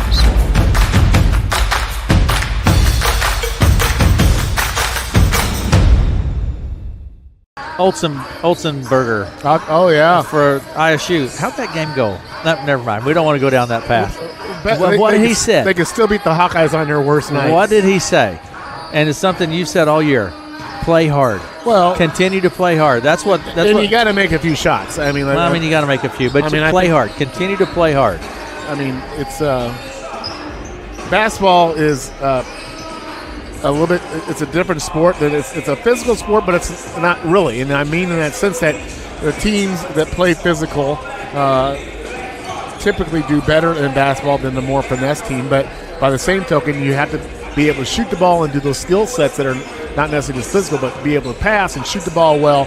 But it's a fine balance. And I think for some teams, they can play hard mostly, but they can't score well, can't do those things. Then there's some teams that can do the opposite. I think from Red Oak's case, we have seen the Red Oak boys come out periodically and be very engaged in a game, and they do it all well. They shoot the ball well. They play defense well. Can you get that secret sauce to motivate players to do that? You mentioned Iowa State. Iowa State lost on that 70-foot heave. I think that carried over their next game. They didn't bring it. I think that mentally, you get your team in funks or vibes, and you, as a coach and a player, you got to fight your way out of that. And I think from Red Oak, they're coming down into the season. It's been a long season. You got a chance to get a Hawkeye 10 win tonight, improve your standings a little bit in the Hawkeye 10 conference standing, sweep Atlantic team. That's motivation right there. You're Trojans, 2-14. You say, hey, we can get a conference win tonight. Let's get this done. You've got to challenge yourself internally to bring that motivation, to bring that engagement as a player, because you really don't get a lot of opportunities in your life to compete like this, and you've got to understand that and take advantage of it. But I've always said, but the hustle, kind of to Coach Johnson's point earlier, hustle is something you can always have. You can always compete. You can always hustle. Your shot's sometimes not going to be there. On the Atlantic side, though, a little extra motivation. The Tigers have controlled this series for the last several games. A little more motivation for Atlantic. Yeah, if I was on Atlantic, that bothered me. I said, man, I don't want to do that. I mean, especially if you're a senior and your last chance here, you want to get a W on the home floor. Red Oak can get a Hawkeye 10 win. So you've got to find that motivation, whatever it is, to motivate teams that give you that kind of performance. You've got to have a winning performance, and it's different every time, whatever the motivation is. But maybe there's some other motivation they have in regards to it. But we'll see a good competitive game tonight, I think. And you look at the end of the season in two ways. Hey, my goodness, thank goodness we're getting in. Or you can look at it and say, let's pick it up a notch. Let's try to end in a flurry. Red Oak will be facing two really good squads next week in South Valley and Exira non-conference games. We've seen Red Oak really struggle with non-conference games. I think Red Oak typically, when they are playing up, they bring a better effort than when they, in their minds, and I don't mean to say that these teams are down, but down a level playing a Class 1A team, which is not true. Those are a lot of good 1A teams that Red Oak have played, and they've taken it to Red Oak this year. But again, that motivation, are they kind of overlooking those teams? They don't bring the same effort, because we've seen them play Clarinda, a tough, maybe the district champ Clarinda team, tough as nails, and lose by what? Combined 4 points in 2 games, one win, where they just compete like a level you haven't seen. So it's in there. It's ability to do that level, that compete level, but you got to bring it every. I mean, it's something that the coaches can only do so much. Fans can do so much. You've got to have that internal instinct to want to compete and bring it as a competitor. And we'll see what happens tonight. They've had a couple days off. I believe this is their only game this week. I don't believe boys have another game this week. So you can really go after tonight saying, hey, we got one game this week. That's like nothing. So leave it on the court. Leave it on the court, give everything you had. But starters for the Red Oak Tigers tonight will be Carson Roeder, sophomore, 5'9", Braden Sifford, a senior, 5'10", Brett Erickson, a senior, 5'8", Landon Gigstad is a 6'4" senior, Reese Montgomery is sophomore, 6'5". For the reserves for the Red Oak Tigers, Mason Fisher, a junior, at 5'10", Weston Cowles, a sophomore, 5'10". A.J. Beeson is a 6-foot freshman. Ethan Fouts, a 6'4" junior. Dylan Ryberg is 6'5", sophomore. Tyler Myers is a senior, 5'10". And Pablo Villanueva is a senior, 6 foot. Well, I don't mean to interrupt you, but I already see some changes to the Red Oak varsity line. There's some guys down there varsity in the lineups that have not been there. Leiden and Siba Nectar, I believe, and so you may see some guys. You may see an expanded rotation tonight from Coach Reese. May do it. And for the Atlantic Trojans, Kenneth Jewell is the senior, 5'9". Hudson McLaren, a junior, 6'1". Shelton Moalia is a junior, 6'4". Grant Petty is sophomore, 6'1", and Gavin McLaren is a junior, 6'2". Reserves, Sawyer Terrell is junior, 6 foot. Hunter Nelson is a 5'10" junior. Devin Fields, a senior, 5'10". Connor Johnson, a senior, 6'2". Corbin Ritter is a junior, 6'1". Vincent Messenger is Vincent Meisinger, a sophomore, 6'3". Gage Gross, a sophomore, 5'9". And Reed Woodward is a senior, 6'3", and we did see Woodward last game as well.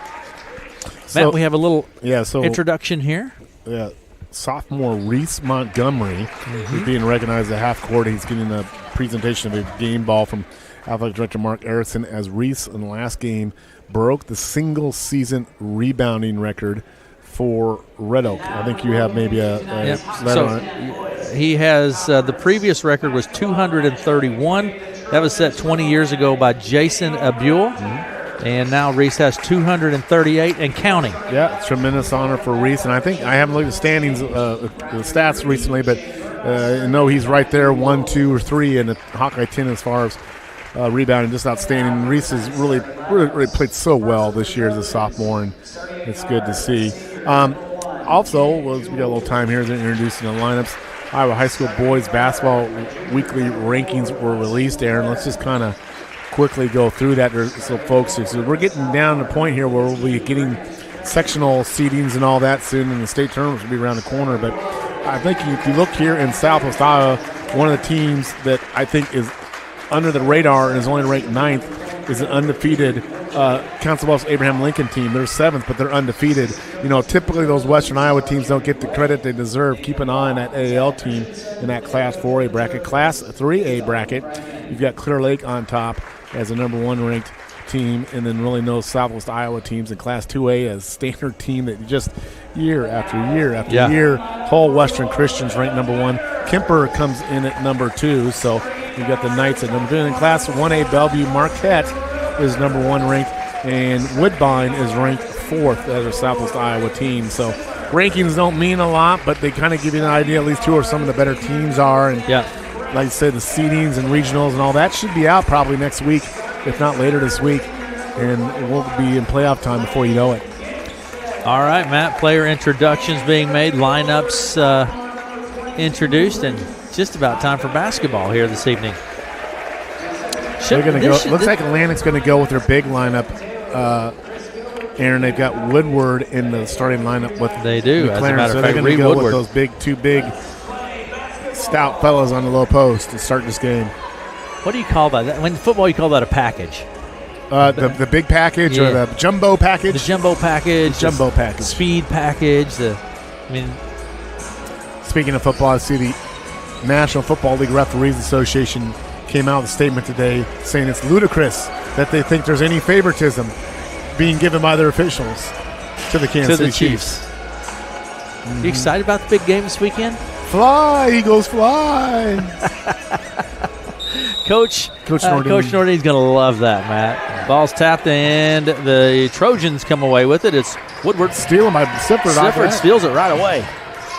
Now, Roeder with the ball sets the play. Atlantic in the man-to-man defense here to start the game.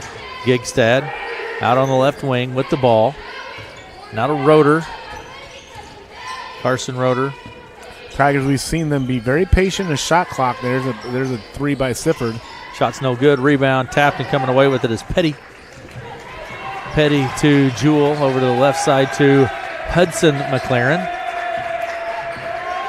Hudson McLaren left side to Gavin McLaren, top of the key. Right side Jewell, he comes around the arc, top of the key. Jewell is quick and fast. He's being covered by Sifford. 2 guys who so quick, Aaron, I'm not sure we can even see them out there. The rebound pulled down by the Tigers. The shot was from Petty, and Tigers grabbed the board. Erickson top of the key, into the lane, out to Roeder. Roeder takes it into the lane. The little reverse layup and draws the foul. Is that on Jewell? Yeah, beyond Jewell. Quick early foul on Jewell. Carson beat him to his left-hand side dribble, came back with the right-hand shot. Didn't get to go, but he'll have 2 free throws here. Carson Roeder at the line. Carson, a sophomore. Shot is good. Tigers are on the board first.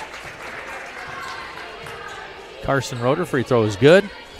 And 7 minutes on the clock. Red Oak leads 1-0. Here's the second from Roeder. It's good as well. Gets them both. Inbound pass comes to Jewell. Jewell takes it across center stripe. Sets the play. Goes left to Gavin McLaren. Gavin to Petty from the foul line. Shots up, no good. Rebound, Gavin McLaren, all the way out to Hudson McLaren.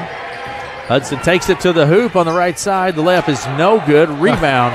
Tap back up and in. I'm going to credit Woodward with that, but not sure. Maybe Gigstead actually got the tap on that. And it's tied up at 2-2 now. 2 apiece with 6:20 to play in the first.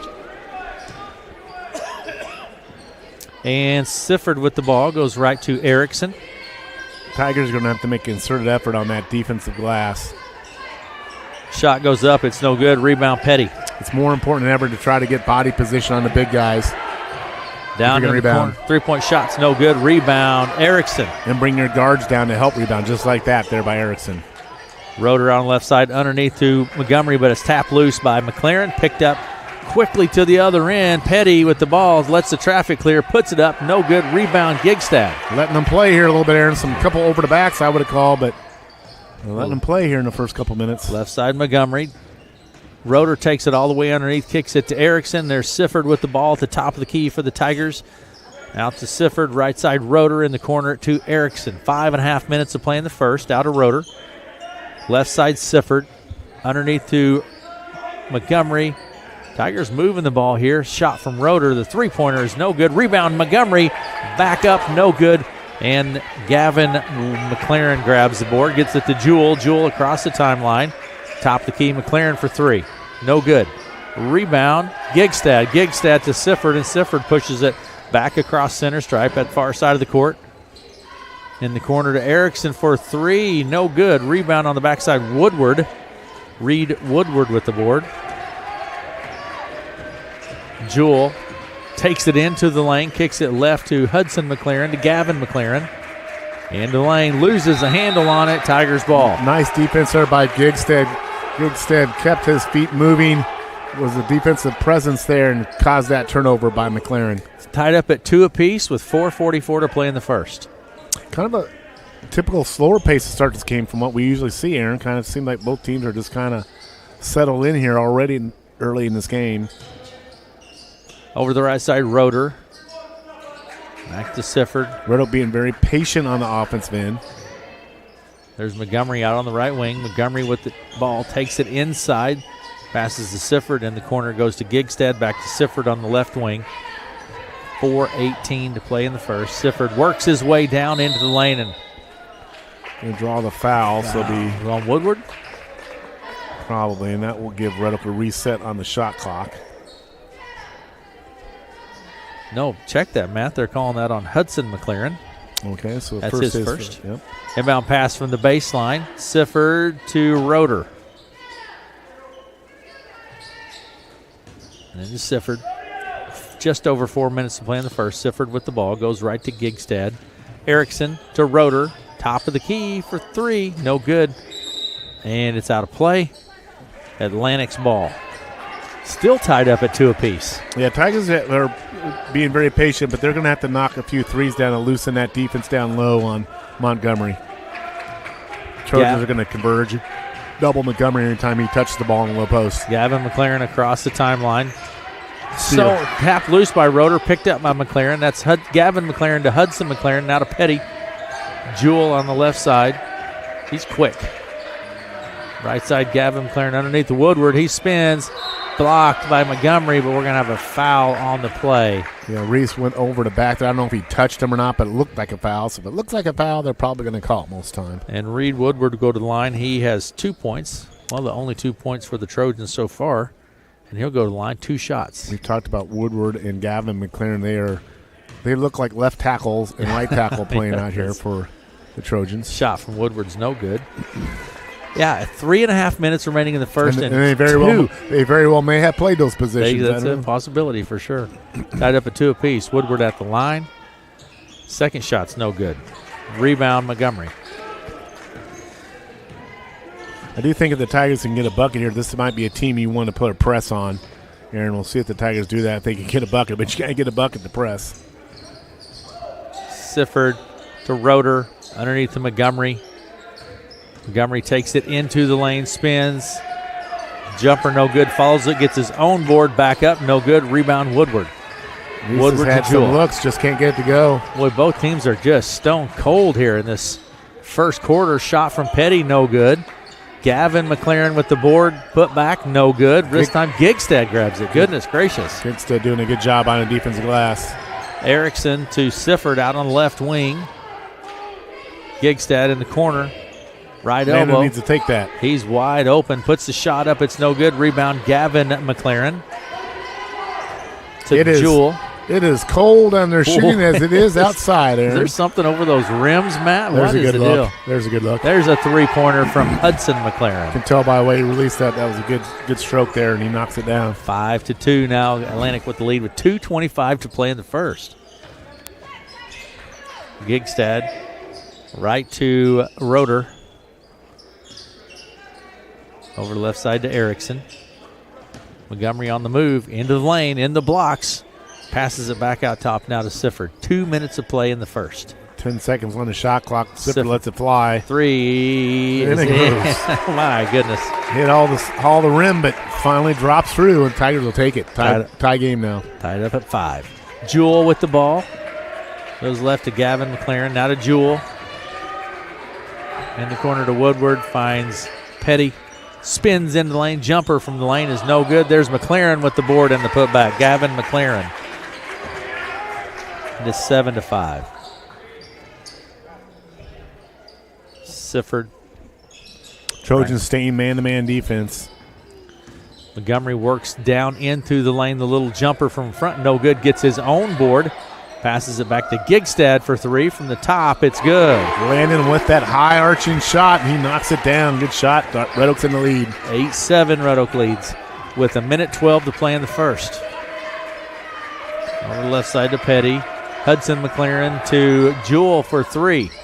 No good. Rebound Montgomery. Nice positioning by Reese there on Woodward. Gigstad drives to the blocks, puts it up, and draws the foul on Woodward. Nice drive there. Landon thought about taking the 3, but said, you know what, I'm going to go inside. And draws 2. He'll get 2 shots here. Hey, absolutely. Landon Gigstad line has 3 points off the three-pointer. 8-7. Red Oak leads by 1 with 55 seconds remaining in the first. Gigstad at the line. 2 shots. First is no good. End of the game is Mualia taking a seat. Mualia played very well, I thought, in that Red Oak game. Aaron. Absolutely.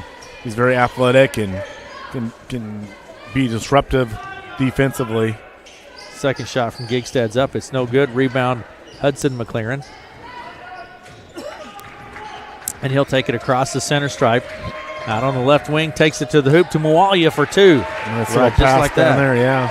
That's a 4-point swing there. Missed 2 free throws, give up 2, so. And it's 9-8. Atlantic leads with 36 seconds and counting here in the first. Montgomery with the ball to the high post, loses the handle on it, and then chases it down out on the near the sideline. Erickson to the foul line, finds Montgomery. Now to Gigstad, 20 seconds. Ball goes into the stands. Not sure, lost the handle on that, or Trojans will have it. 18 seconds. Atlantic leads 9-8. Inbound pass to Jewell. Jewell across the timeline, stolen by Montgomery. 12 seconds. Roeder with the ball across the center stripe on the left wing, hands it off to Montgomery. 7 seconds on the clock. Montgomery works his way into the blocks, into the lane, out to Fisher. 2 seconds, shot from Roeder as time expires. Carson Roeder for 3. That's going to do it for the first. Yeah, nice ball movement there at the end. Tigers were aware of the shot clock, and Carson knocks it down at the buzzer. 11-9, Red Oak with the lead at the end of 1. We'll be back after this. Just as your local State Farm agent teams combine good neighbor service with surprisingly great rates, you can combine your home and auto. And guess what you get? That's right, good neighbor service with surprisingly great rates. This is your local State Farm agent, Dave Carball, and we promise to deliver the service you deserve at the price you want. My State Farm team will help you mix and match things perfectly. Call us today at 712-623-5639 for your surprisingly great rates. Like a good neighbor, State Farm is there.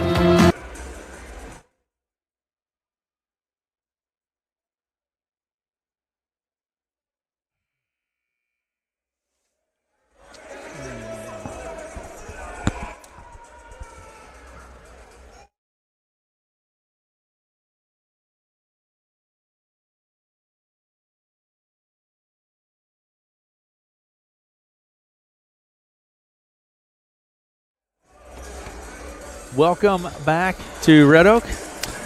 You know, Reese Montgomery, no points on the board, but giving him good, true to what he's been doing, rebounding. Yeah. Giving his team good hustle on those offense-defense glass.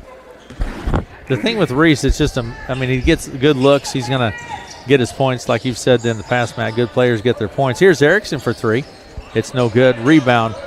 Actually, Hudson McLaren tapped it to Jewell. Down to the other end, Mualia stripped loose by Roeder. And wow. He did a tiptoe on the sideline to stay in bounds, too. He did. He actually had to raise the back heel of his feet so they didn't touch the line. He did a pirouette as well. You and that pirouette. That's 3 times here tonight you've talked about the pirouette. Roeder drives the baseline. Reverse layup is no good. Gavin McLaren grabs it, hits Jewell. Jewell left to right. Into the lane, stripped by Roeder. Roeder comes away with it. Fisher with the layup. He gets it to Roeder. Inside to Montgomery, out to Fisher. There's Sifford.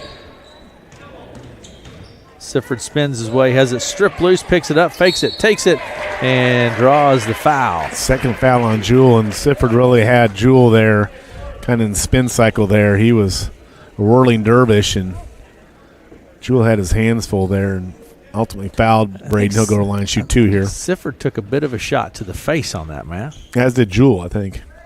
Here's the shot, no good from Sifford. Coming into the game is Terrell, and Jewell will take a seat. Sawyer Terrell Jr., 6-foot junior. Tigers need to make free throws here, Aaron. Shot from Sifford is good. This leaving too many points at the line so far in this game. Hudson McLaren across the timeline on the left wing.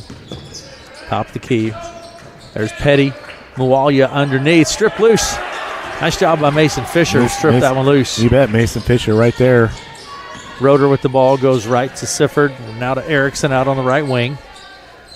Roeder for 3 off the right side. It's good. Carson Roeder. Kind of a contested 3, too. And Carson knocks it down. He's got 8 points on the night. 6.5 minutes to play in the first half. 15-9. Red Oak with the lead. Hudson McLaren with the ball. Takes it down into the lane. Fakes it. Kicks it to Terrell. Back to McLaren. That's McLaren to McLaren. Hudson to Gavin. Gavin just kind of bulls his way down to the blocks and shots. No good. Tigers comes away with it. Long arms of Reese Montgomery got in the way there on that shot. Erickson to Montgomery. In the corner. Drives the baseline in the high post. Here's Erickson for 3 from the top. In and out, no good. Rebound, Petty. Stolen by Sifford with the left hand. It's good for 2. Pretty play, timeout Atlantic. Sifford for 2. 17-9 with 5:50 to play in the first.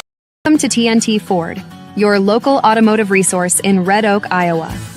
Under new ownership, we're committed to providing an even better dealership experience. We have a massive inventory, including a great selection of new pickups. Explore our lot, where you'll find a variety of vehicles basking in the sunset light. Whether you're in the market for a rugged truck or a stylish sedan, we're here to help. Visit TNTFord.com to find your perfect vehicle today. Oh, what I have tomorrow? You don't know until tomorrow. Welcome back to Red Oak. Aaron West along with Matt Davis.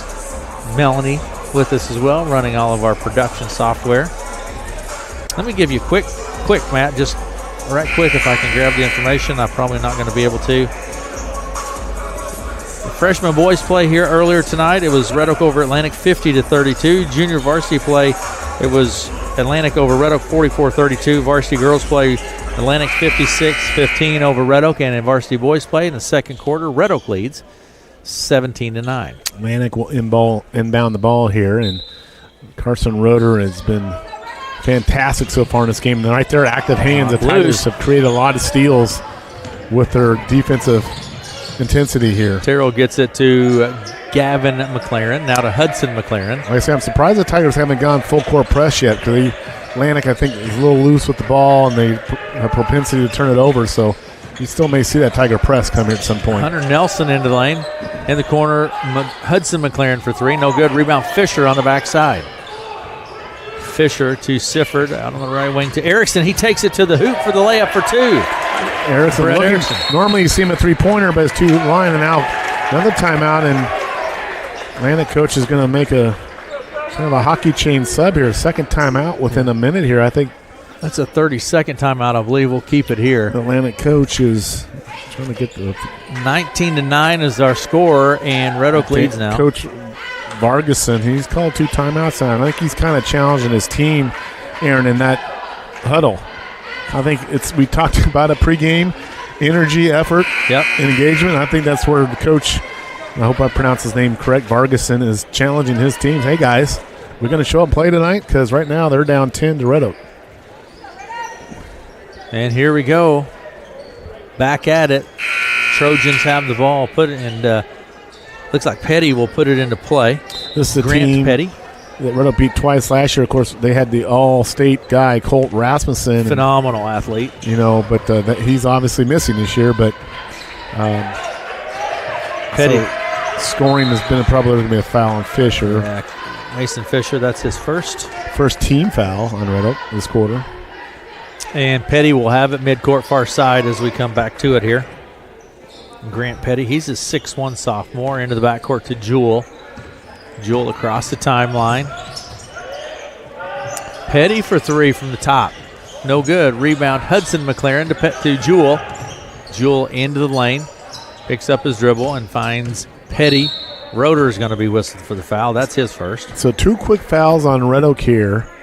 You don't want to give up that advantage by free throw shooting, Aaron. And I know it's only 2 team fouls here, but 4:47 to go. You'd like to keep Atlantic off the line as much as you can in this quarter. That's how teams can get back in the game. Petty from the baseline. Jumper, no good. Rebound Montgomery. Roeder across the timeline.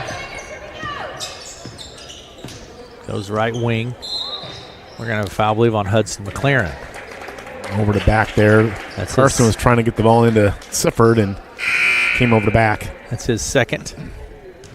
Erickson into the game. Fisher takes a seat, and Sifford will put it into play from the baseline. 4.5 minutes of play in the first half. 19-9. Red Oak leads. Gigstad picks up a dribble. Back to Sifford, rather. Sifford on the right wing. Now to Erickson. Roeder to Gigstad in the corner for the three and just swishes it. Like I say, Landon has a really rainbow shot, and when it drops through the net, it's a thing of beauty because he doesn't get a lot of rim. He gets either a swish or nothing. And he swished that one. He swished that one. Petty drives the baseline, gets it to Woodward. So almost tapped loose, and Jewell just chases it down but steps on the sideline. Tiger pressure. Sifford, Roeder have just been pests out there. Aaron's creating havoc, getting steals, disrupting passing lanes, just very active. Of course, those two guys are the leaders in Hawkeye 10 in steals, and that's kind of what they do, and they're doing it very well right now. Into the game, Moalia, and Woodward takes a seat. Sifford on the right wing. Double team. He's got to throw it off the player, and he jumped, and it was a bounce pass, Matt. There's a bounce pass you like. Inside to Montgomery, little jump hook, no good. Rebound, a strip loose. Jewell comes away with it. Reese just cannot find that touch yet tonight on those little hook shots. Good hands there by Erickson. Yeah, Erickson knocks it out of play. Trojans will keep it. Coach Vargason really fired up on his sideline for the Trojans tonight. 22-9, Red Oak with the lead, and Hudson McLaren will put it into play from the baseline for the Trojans. Out to Moalia on the right wing. If you're a Trojan fan, there's another hands and steal. Knocked out it's of play. It's going to be Red Oak ball. Yeah, credit Carson Roeder. Carson Roeder again with the active hands, creating havoc, creates a turnover there.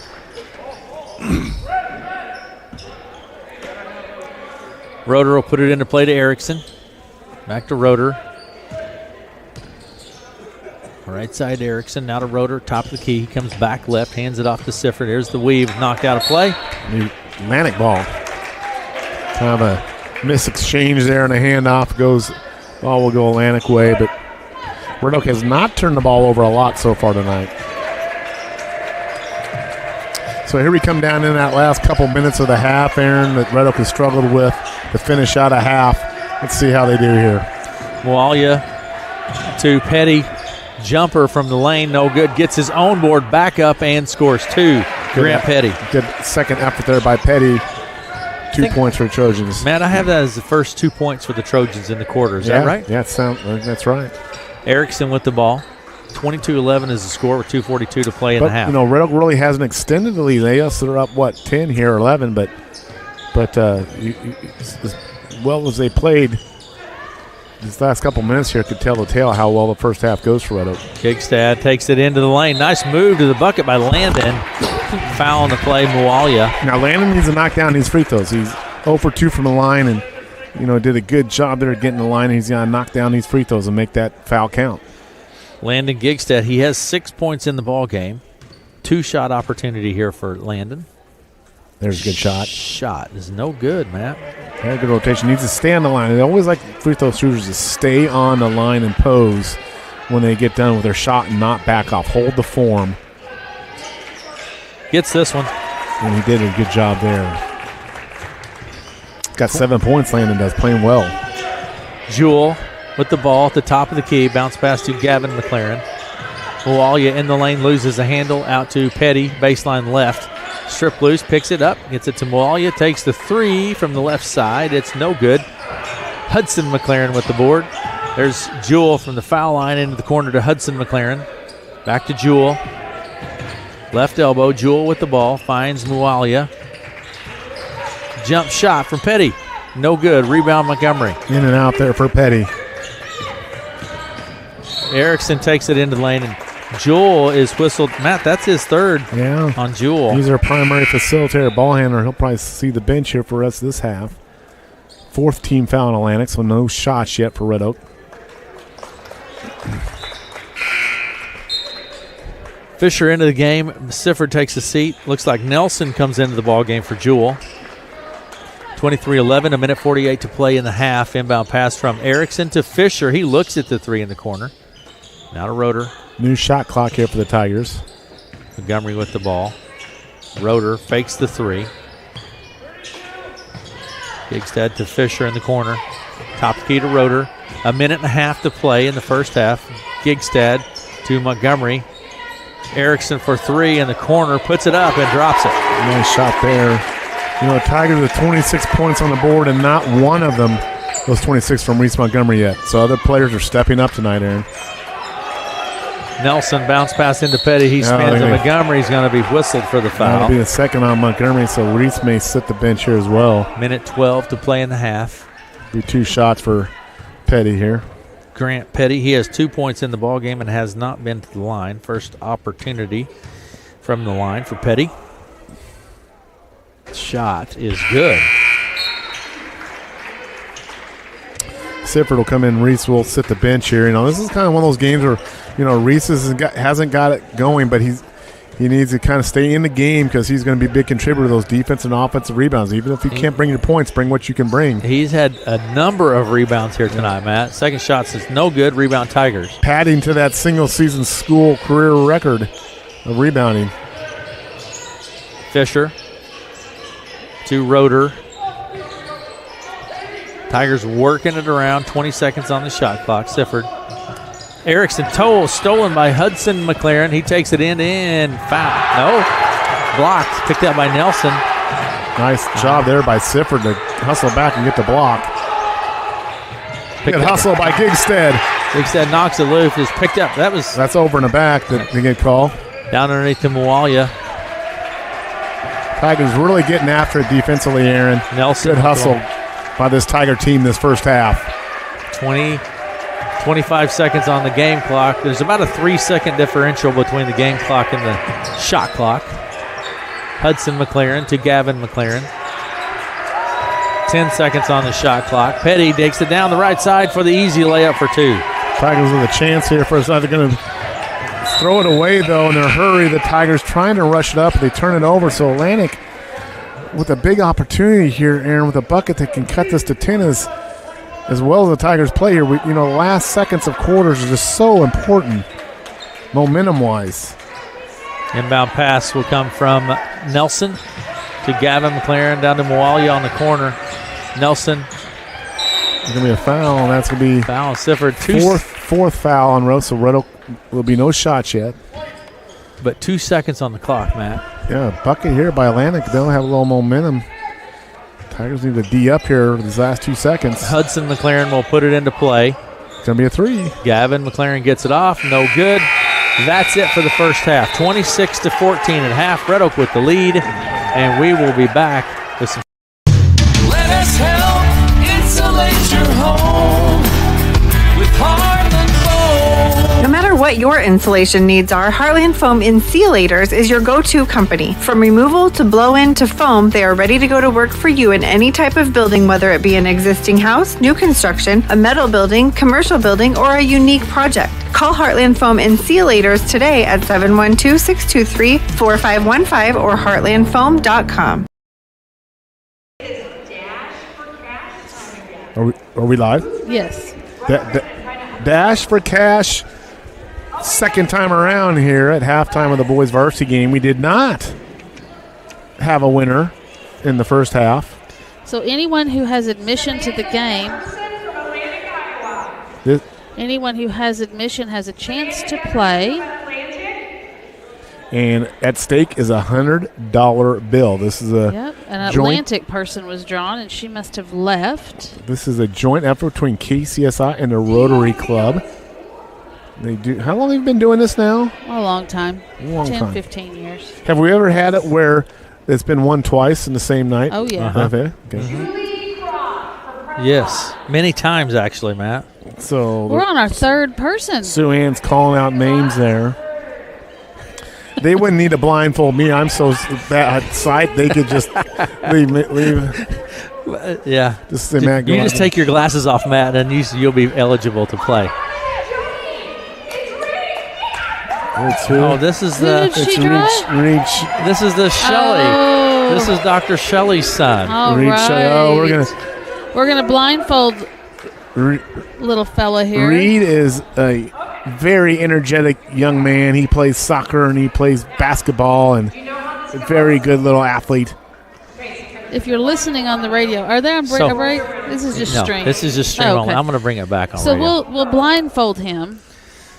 Our radio is back with us now. All right. Hello, back with us. So we're doing Dash for Cash. Yes. KCSI and the Red Oak Rotary Club. So what happens is people register as they come into the game. We draw names. Someone gets a chance to get blindfolded, and Aunt Sue Ann will hide the $100 bill on the court, and then she'll twirl the contestant. Yes. And she's going to spin him around. Yeah. And then through the guidance of the crowd, yes, he tries to find the money. And it's Reed Shelley. He has 30 seconds. And I see his big brother down here trying to guide him down here on the sideline. 30 seconds. Let's see if he can get to it. Now he's going. Oh. Redirect him. Redirect him. Point Redirect him. There you go. There you go. There you go. He's headed directly for the $100 bill. And now he's going to. Now they're telling him to bend down. He's within inches of it. He's just standing right. How much time does he have left? He's feeling around. Oh, he's so close. So close. And he's almost How stepping much on time? it. I don't know, but he's got to be 6 seconds. 6 seconds. Oh, he was right there, Matt Davis. Oh, so close. Oh, there you go. So close. I love that game. That's fun, Mel. He was just twirling around. He was right there on it. Basically spun out on it. Okay. Let me give you some stats here at halftime. 26-14 is our score. Red Oak with the lead at halftime in varsity boys play. And for the visiting Atlantic Trojans, Hudson McLaren with 3 points. Shelton Moalia has 2 points for the Trojans. Grant Petty with 5 and 1 of 2 from the foul line. Gavin McLaren has 2. And Reed Woodward has 2 and a 0 of 2 from the foul line. For the Red Oak Tigers, Carson Roeder turned in 8 points in the first half and is 2 of 2 from the foul line. Braden Sifford with 2 points. No, that can't be right. Braden Sifford with 6 points. Let's try Should we that. let Aunt Sue Ann 1 talk? of 2 from the foul line. Brett Erickson has 5. Landon Gigstad has 7 and 1 of 4 from the foul line. Aunt Sue Ann with us. What's going on? Great job out there, Aunt Sue Ann. Well, Thanks for representing us. Yes. Gosh, that little fellow was close. He was so close, and I said, "Put your arms out. It might help you." And his little brother, He his just older spun brother, out on it. Yeah, Pace was over there just trying to help him, and he almost got it. Oh. He was He so was close. That was just fun. spinning out on it. He was I can't believe I drew his name. He was up there going me, and I drew it. Well, That's thanks for fun. doing. Yeah, that was fun. Are you ready for track season, Coach? Yes, we are 21 in the, days, you said. Yeah, we're in the concession stand right now, raising money for new windbreakers and new track pants. The nice, where we all look really Yes. good as a team. Yep. Those are on order tomorrow, and we are raising the last bit of money. 5 concession stands, and we'll have it done. Good If deal. someone's listening and maybe they're an alumni and they would like to donate, could they do so? Yes, so what they do is they get a hold of Mark Erickson at the school or get a hold of me. A lot of people have my cell phone or my email, and they can donate $5, $10, whatever it is, every little bit. I'm even selling old track sweats trying to raise money. I don't know that people would realize that every about said costume, because you know me, I like them to look cute, but every one is $125 or something. $110 for a $55 a jacket, $10 or $50 for pants, and they of course want the nice tight ones that zip at the bottom because they want to, we obviously want to look great. Oh, yeah. Then we got to have them embroidered. Right. With the Red Oak Tigers on there, and it costs money, and they don't we worked at the fireworks stand this summer. We work at concession stands. We do everything we can. So to if raise you're money. listening and would like to donate to track Yes. suits, get a hold of Aunt Or Sue come Ann. down and buy a whole bunch of hamburgers. Or buy a whole bunch of hamburgers, Yeah, yeah. that But works. really, a donation would be better. There you go. So, All right. thank you And better so for you. much. Thanks. Yeah, it'd be better. Thanks, Coach, for Yes. doing the Dasher that was Cash. fun. Very good. Thanks. Coach Thank Sue Ann you. with us. Let's take one quick break, and we'll be right back after this.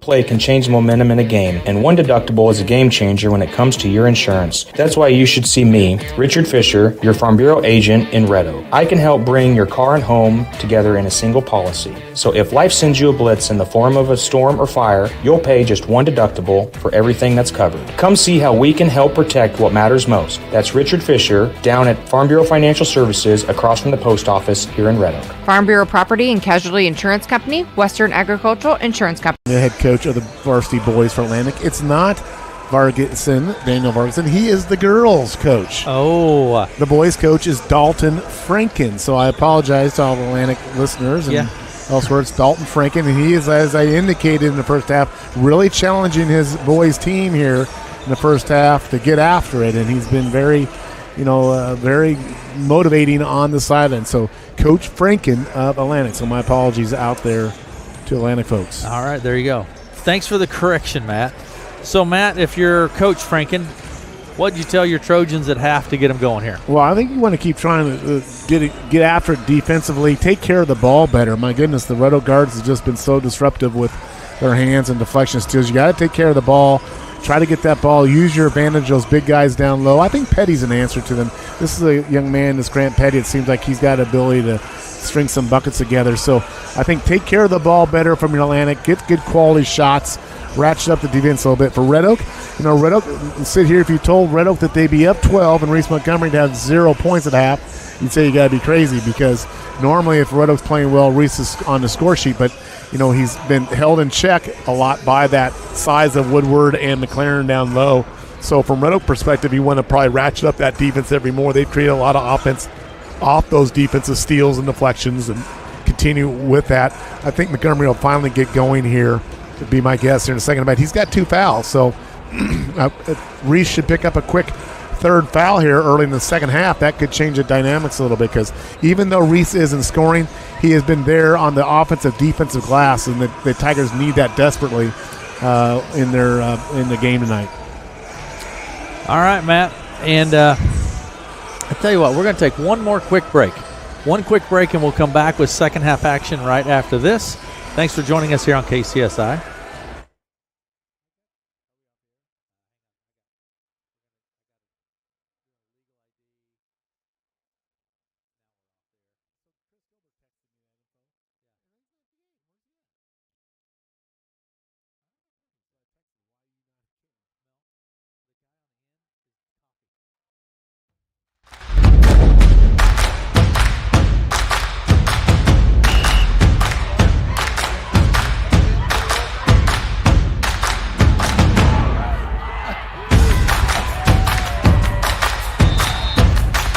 When you go home, you'll feel good about what you did, and you know you're doing it for the kids. If they don't have us, they don't have these games.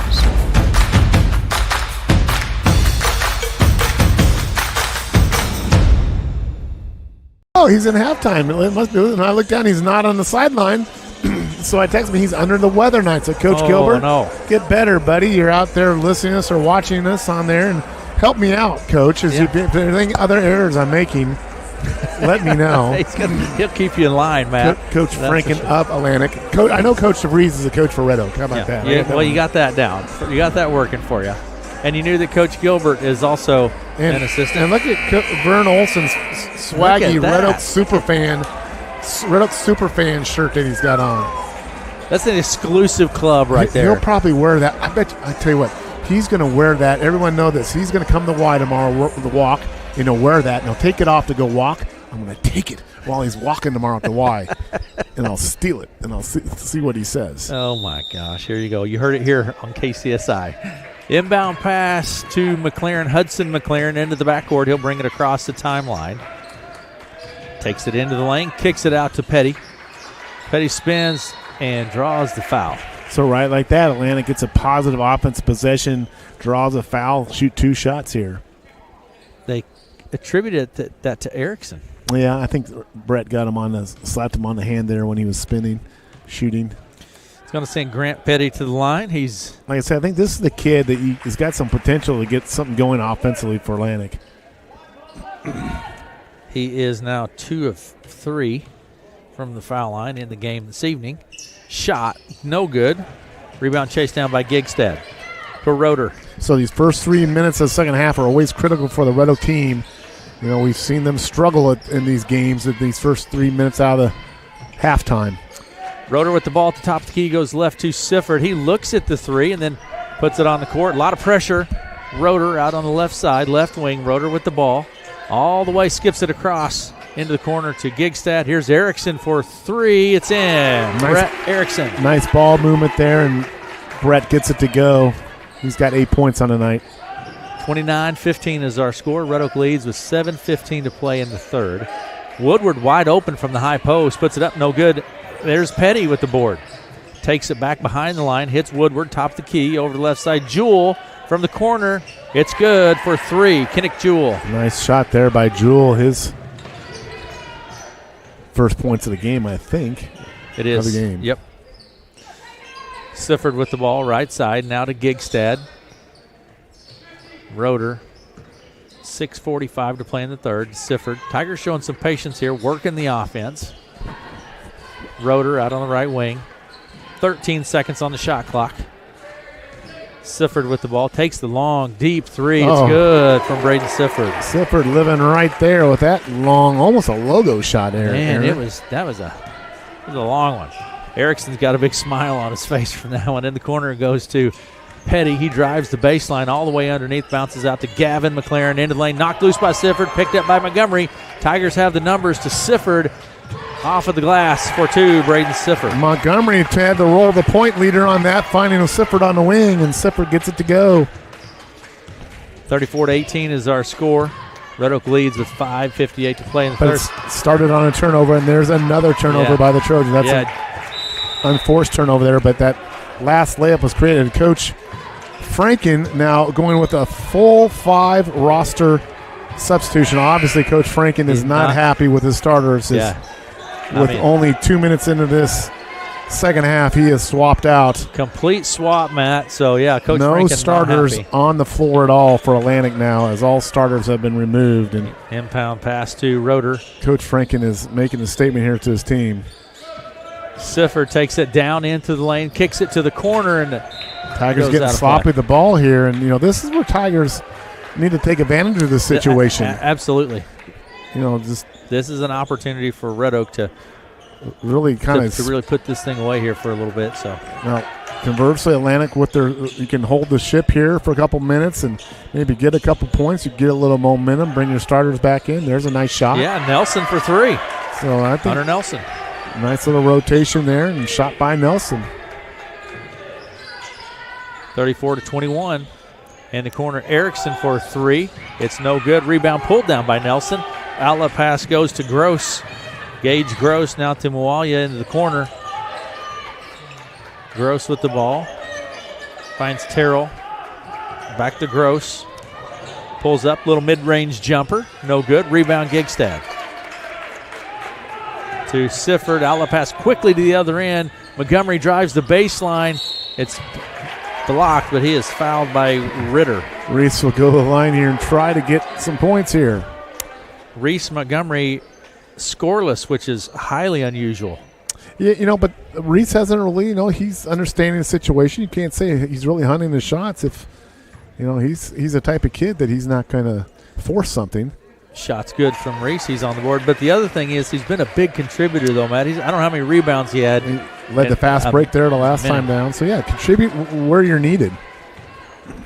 I think Reese will take being up 14, now maybe 14 points anytime if it's only 1 point. He's a team player. Gets 1 of 2. Gross with the ball on the right wing. Goes right to Ritter. Hands again. Knocked loose. Sifford comes away with it. Bounce pass to Roeder for the layup. It's no good. Rebound Ritter. Ritter to Gross. Tigers miss an opportunity there in a layup. Out on the right side, Ritter. Down underneath to Moalia. It's knocked loose. Boy, I thought a foul there maybe. Gigstad to Roeder. Tigers don't need to really get in racehorse basketball here. There's a good pass. Montgomery, jump hook. Good for 2. Reese finally got a kind roll there and gets his first field goal of the night. 37-21 is our score with 4:10 to play in the third. Tigers with the lead. Left side three-pointer from Nelson. No good. Over the back. Yeah, there. Ritter's going to get whistled for over the back, I'm pretty sure. Corbin Ritter, Tigers ball. 37-21, Red Oak up here with 4 minutes to go in the third quarter. So you'd have to say Tigers did well coming out of the half. They have actually expanded the lead, so they kind of got through that time frame. Now you see you kind of take the game in chunks here, so they want to finish out the third quarter strong if you're a Tiger. So kind of take the game in little chunks at a time. Gigstad fakes it, gets it to Montgomery underneath. What a move to the bucket by Montgomery. Reese now without those 2 big Atlantic guys in their clock in the middle, getting a little more room down low. Nice pass by Gigstad as well to get it to him. I think the scoreboard's not correct. Gross with the ball. I think it's Hudson McLaren. Bounce pass underneath to Moalia. Top the Gross for 3. No good. Rebound Montgomery. Sifford across the center stripe over to the left side to Roeder. Roeder drives the baseline into the corner. Tigers just a little bit too much French pastry there, but there's a good look. But again, a blown layup there. And I think the Tigers, really. Sifford pushed it the other end. Braden Sifford behind the back. Bounce to Montgomery off the glass. It's no good. A rebound pulled down by Nelson to Gross. Tigers have missed a lot of layups here in the third quarter, Aaron. A lot of easy opportunities. Nelson for 3. It's So good. That's a 5-point swing there. Missing a layup, giving up a 3-pointer.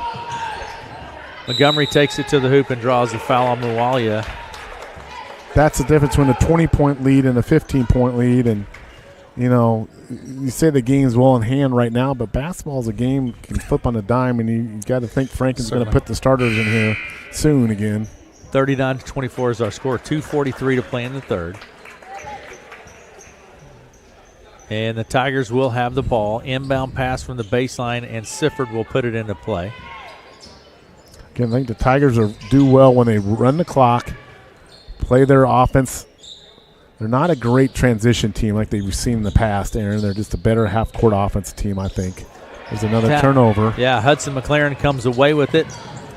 Out the pass underneath, and it's kept in play, but then Fisher. I'm not sure what the Tigers are doing here. A lot of unforced turnovers. Nelson to the foul line.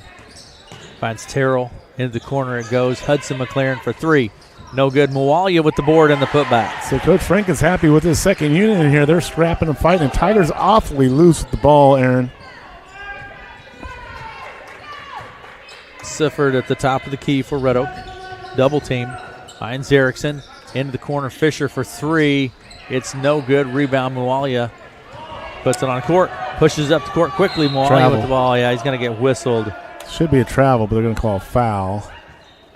That'll be the second on Red Oak, so no shots. But Atlantic with an opportunity here to cut this to a 11 or a 10-point lead with a bucket, Aaron. Yeah, this just a minute ago, Red Oak was up 17, and we talked about that 5-point swing. They missed a layup and get another three from Atlantic, and now here's Atlantic with that three. Terrell with three, no good. Rebound chased down by Connor Johnson. Terrell to Hudson McLaren over to the right side to Nelson. Good pass. Mualia right in front of the bucket for two. And there it is, 11-point lead. Trojans almost back in this game, 1:30 to go. Tigers have to take care of the basketball here. Sifford to Fisher. Too many rush possessions by the Tigers.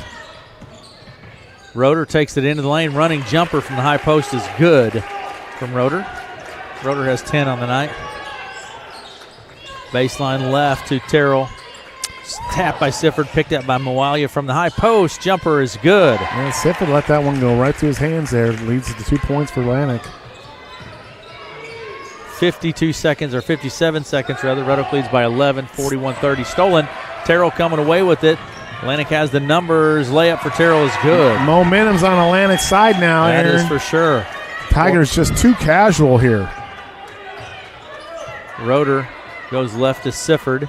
41-32. Red Oak leads with 37 seconds in the third. Montgomery to Roeder. Roeder takes it into the lane, kicks it to Fisher, who's open for three off the left wing. No good. Rebound Montgomery. Foul on the play. It'll be only the 4th team foul on Atlantic, so Tigers will take it out of bounds. But fouls on Terrell. Tigers have let a game that they controlled slip through their fingers here, and this will be a ball game going in the fourth quarter. 23 seconds on the clock.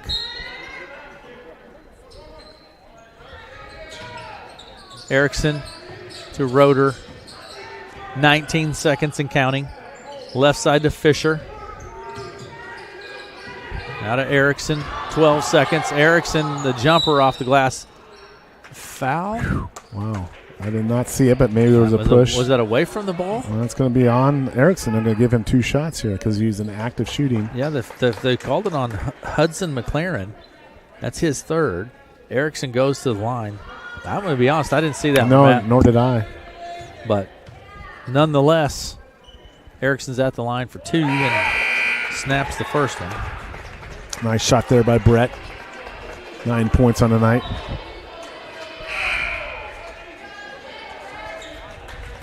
You know, one thing is understanding time, situation, clock management. You know, all those things are important when you play a basketball game. There's the second one goes for Erickson. Yeah, he gets them both. So here we go, 9 seconds. Red Oak needs to get a stop here. A bucket by Atlantic at the buzzer would be big for them. Top key, Terrell with wide the ball. Open three here. Erickson open for 3. It's no good. Rebound. Mualia gets a shot off, and it's no good. That's the end of the third. Red Oak leads by 11, 43-32. We'll be back with the fourth one after this. Too busy at work to wait in a long line at Subway? Order online at order.subway.com. Simply register with your email and password and order away. You can also download the Subway app on your smartphone. Order up to 6 subs, salads, or pizza. Ready in 15 minutes once order is submitted. Also add chips, cookies, and drinks easily. And Subway's back to normal hours Monday through Friday, 7 a.m. to 11 p.m., Saturday, 8 a.m. to 11 p.m., and Sunday, 9 a.m. to 10 p.m. Order online at Subway in Red Oak, Clarinda, Shenandoah,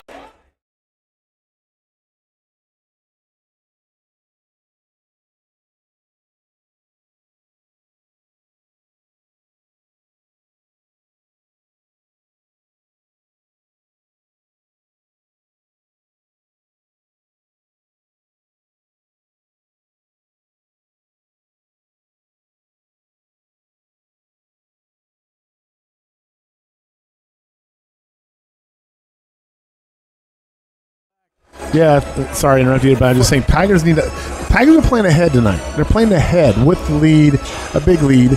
There's a different mentality there. You know, you don't want to slow the game down there, but you want to make good shots. You're not going to rush. You don't need to go breakneck up and down the court. So Tigers need to run the clock, do what they were doing in the first half. We'll try to get Montgomery in the low post here. Sifford with the ball at the top of the key for Red Oak as we come back to it. Roeder at the top of the key now. Right side, Sifford.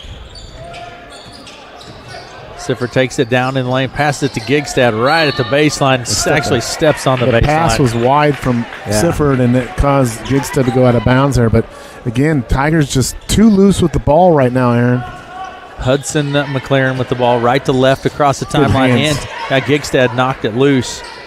McLaren. Coach Franken going with that second team in there. And why wouldn't you? Connor Johnson with the ball. Tigers are scrapping for the ball, but the loose balls are going Atlantic's way right now. Terrell with 3. It's no good. Rebound Mualia. He's a good one. He can really rebound, giving his team a second chance opportunity here. McLaren works his way to the right side, picks up the dribble, gets it to Nelson. He gets a sense here if Atlantic can drop down a three-pointer, boy, they're going to have a little momentum here. Terrell comes around the arc. Mualia in the lane, back to Terrell. Left side, skips it over to Connor Johnson in the corner baseline, rather. Nelson's shot is short. Montgomery grabs it. Nice defensive there by the Tigers. They stayed with it. There's another sloppy pass. Going to get called for carrying. Yeah. Tigers are fortunate there, but timeout, Coach DeVries here. He needs to get his team settled down offensively. We'll take it with him and be back after this. 6:52 to play in the ball game. 43-32. Red Oak leads.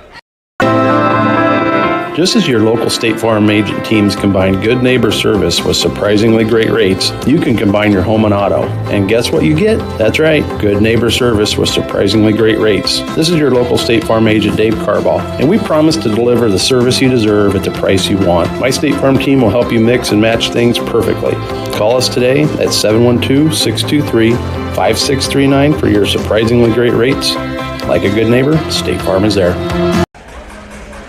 Welcome back. Let me tell you what has happened this evening in freshman boys play. It was Red Oak over Atlantic, 50-32. Junior varsity boys play, it was Atlantic over Red Oak, 44-32.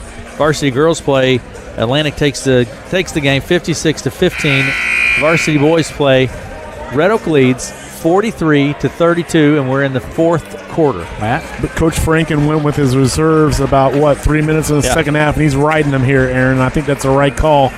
These reserves have come in and gotten after it. They're playing ball, Matt. They're hustling on and getting loose balls and being disruptive defensively. They're bringing defensive effort. They may not be quite skilled offensively, but they're bringing it defensively, and they're causing Red Oak here some problems. And Red Oak needs to check it down and take care of the ball here. Lucky there, that wasn't a turnover. Sifford with the ball, top of the key, finds Erickson. Now to Roeder for 3 from the top. It's good. Carson Roeder. Nice shot there by Carson Roeder. He got a good pass from Eubank. Or Brett, what am I saying, Brett Eubank? Brett Erickson. He did football with you, Matt Eubank. He's probably down there. He's another Brett, just a Brett. 3-pointer from, long two from Nelson is no good. Rebound Tigers, outlet pass to Roeder on the right wing. Going to carry there on Roeder. Carries the ball, yeah. But again, didn't need to push the pace there. Pull it back out, run the little clock, get a good shot. The clock is your friend now. You're up. You don't need a lot of possessions. Minimize possessions here if you're a Tiger. Inbound pass to McLaren. Hudson McLaren across the center stripe. It's it to Terrell into the lane. Right side pass underneath to Mualia for 2. Roll something going there with Mualia down low. He has got 10 points off the bench. When I say he's athletic and he plays good defense, and Mualia has done a great job here for Atlantic. Tigers now need to counter with a bucket. There's going to be out of bounds. So I thought that knew that was going to be an Atlantic ball there, but so I'm going to say it went off for Atlantic. A.J. Beeson now makes his first appearance of the game. First time we've seen A.J. this evening. Gigstad will get a rest here. Ball, Sifford will put it into play from the baseline. Now to Roeder. Roeder on the right wing. Tigers with 10 seconds on the shot clock. We're going to have an offensive foul on Montgomery. They're going to call Montgomery for a legal pick. That's almost NBA-like call there. I mean, you just don't see that too much. And high school game. Now here comes Gavin McLaren coming back into the game. They're going to get Moale out. I don't know. He's putting some points I guess on the he board. needs a rest because I would have left him in there. Yeah, he's would not have taken that young man out. Inbound pass to Jewell. Jewell right to left across the center stripe. Goes left to McLaren. Hudson McLaren. In the corner to Nelson. Terrell. Right side Jewell. Terrell at the top of the key. Left to Nelson. Drives to the blocks. Tries to dump it underneath. It's knocked loose, and Erickson comes away with it. Good hands there by Sifford. He anticipated that. Braden has been really everywhere at disrupting passes tonight. Sifford to Erickson in the corner. Now from the high post, Montgomery for the jumper is good for 2. That's a tough little mid-range shot there, but Reese knocks it down. He's got 7 now. 48-34, Red Oak leads. Nelson goes top to Hudson McLaren, back to Nelson, left wing, looks inside to Gavin McLaren. And Tigers kick the ball. Gigstad's going to come in. Reese will get a rest, so Reese is going to get a rest here. Gigstad will have the duties of trying to cover McLaren in the low post now. Out on the right side, Terrell with the ball, drives the baseline, dumps it off to Gavin McLaren. It's knocked loose, still fought for Beeson, and then picked up by Sifford. Many players on the floor. Roeder across the center stripe for Red Oak. Finds Sifford. So again, Red Oak can run a little clock here. But they're going to get 2 shots. 2 shots. Fouls on Atlantic. So Sifford will go line. That is Atlantic's only first foul, but they're going to say Nelson with the foul. Sifford at the line. Braden was in the act of shooting. Braden will shoot 2. He's got 11 points on the night. Playing fantastically, as we see him do often with the steals and the facilitation of the offense. Occasionally knocking down the 3, but he needs to make free throws here. Beeson comes out of the game, and Montgomery back into the game for the Tigers. Moalia into the game for Atlantic. Sifford at the line. 4.5 minutes of playing the ball game. 48-34. Second one from Sifford's good. Red Oak 15-point lead here. 4:30 to go in the game. Tigers need to play a good defense here and just kind of use that clock to their advantage here. Jewell jumper, 3-pointer is no good. Gavin McLaren with the board and the foul. He'll go to the line for 2. So we're going to put it on Gigstad. That will be his first. So 2 shots from McLaren here. Gavin McLaren at the We'll line. see if Atlantic, I don't think they're going to press. They don't appear to be a pressing type team with the Red Oak speed and quickness, but if he makes the second free throw, we'll see if they go to a press. First shot's good. That's his 3rd point of the night. Gavin McLaren. Fisher back in, Beeson out. Gavin McLaren is a 6'2 junior. Shots good, no good, rather. Sifford goes amongst the trees there to get that rebound. In the corner to Roeder, now to Fisher. Gigstad, top of the key, right side Sifford. In the corner to Roeder. Right there, they've got him if they need him. Skips it all the way across to Gigstad in the far corner. It's good. Landon Gigstad bringing rain and bringing threes, buddy, from that corner pocket. 52-35 in the corner. Here's Terrell for 3. It's good. Terrell right back at you. Sawyer Terrell. Right side Fisher. Tigers don't need to get caught up in this game. Run the clock a little bit here. Don't let the pace of the game get you. Run the clock. Sifford with the ball. Gigstad steps back for 3. No good. Rebound out of play. Tigers ball. Yeah, just Trojans couldn't corral it there. Tigers will get it with see, they have an opportunity now with 35 seconds there, and they could run this clock down under 3 here. I think Coach Avery's going to talk about that very thing, saying, let's use this shot clock to our advantage here. Absolutely. 52-38. Timeout on the court. 3:26 to play in the ballgame. Red Oak with the lead, and we'll be back in 1 minute after this. Let us help insulate your home with Heartland Foam. No matter what your insulation needs are, Heartland Foam Insulators is your go-to company. From removal to blow-in to foam, they are ready to go to work for you in any type of building, whether it be an existing house, new construction, a metal building, commercial building, or a unique project. Call Heartland Foam Insulators today at 712-623-4515 or heartlandfoam.com.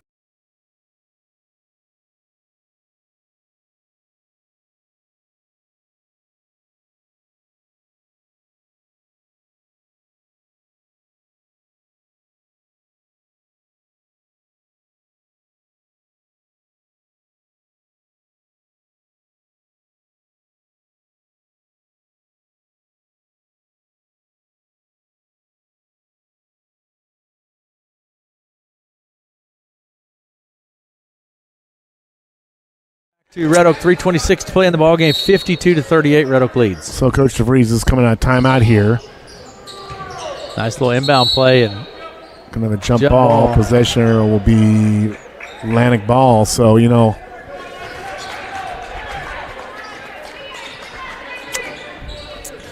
inbound pass comes from Hudson McLaren to Jewell quickly across the timeline. Now Hudson with the ball.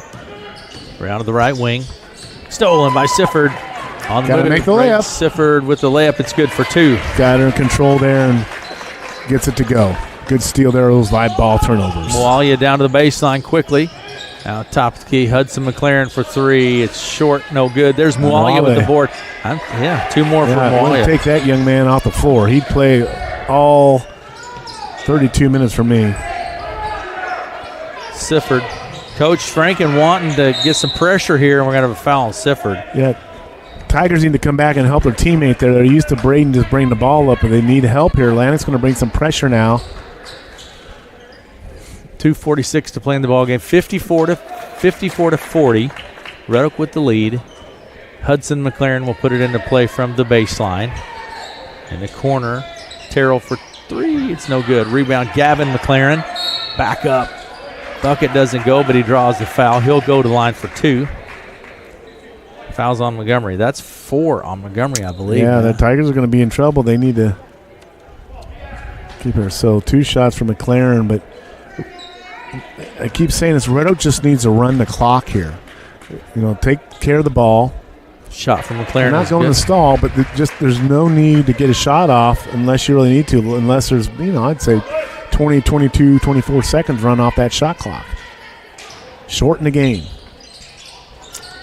Second shot from McLaren is no good. Rebound, Montgomery. Hands it off. Atlantic's going to be bringing pressure, so you got to make good passes. Rotor to Montgomery in the corner. There's Gigstad at good the baseline. Cuts.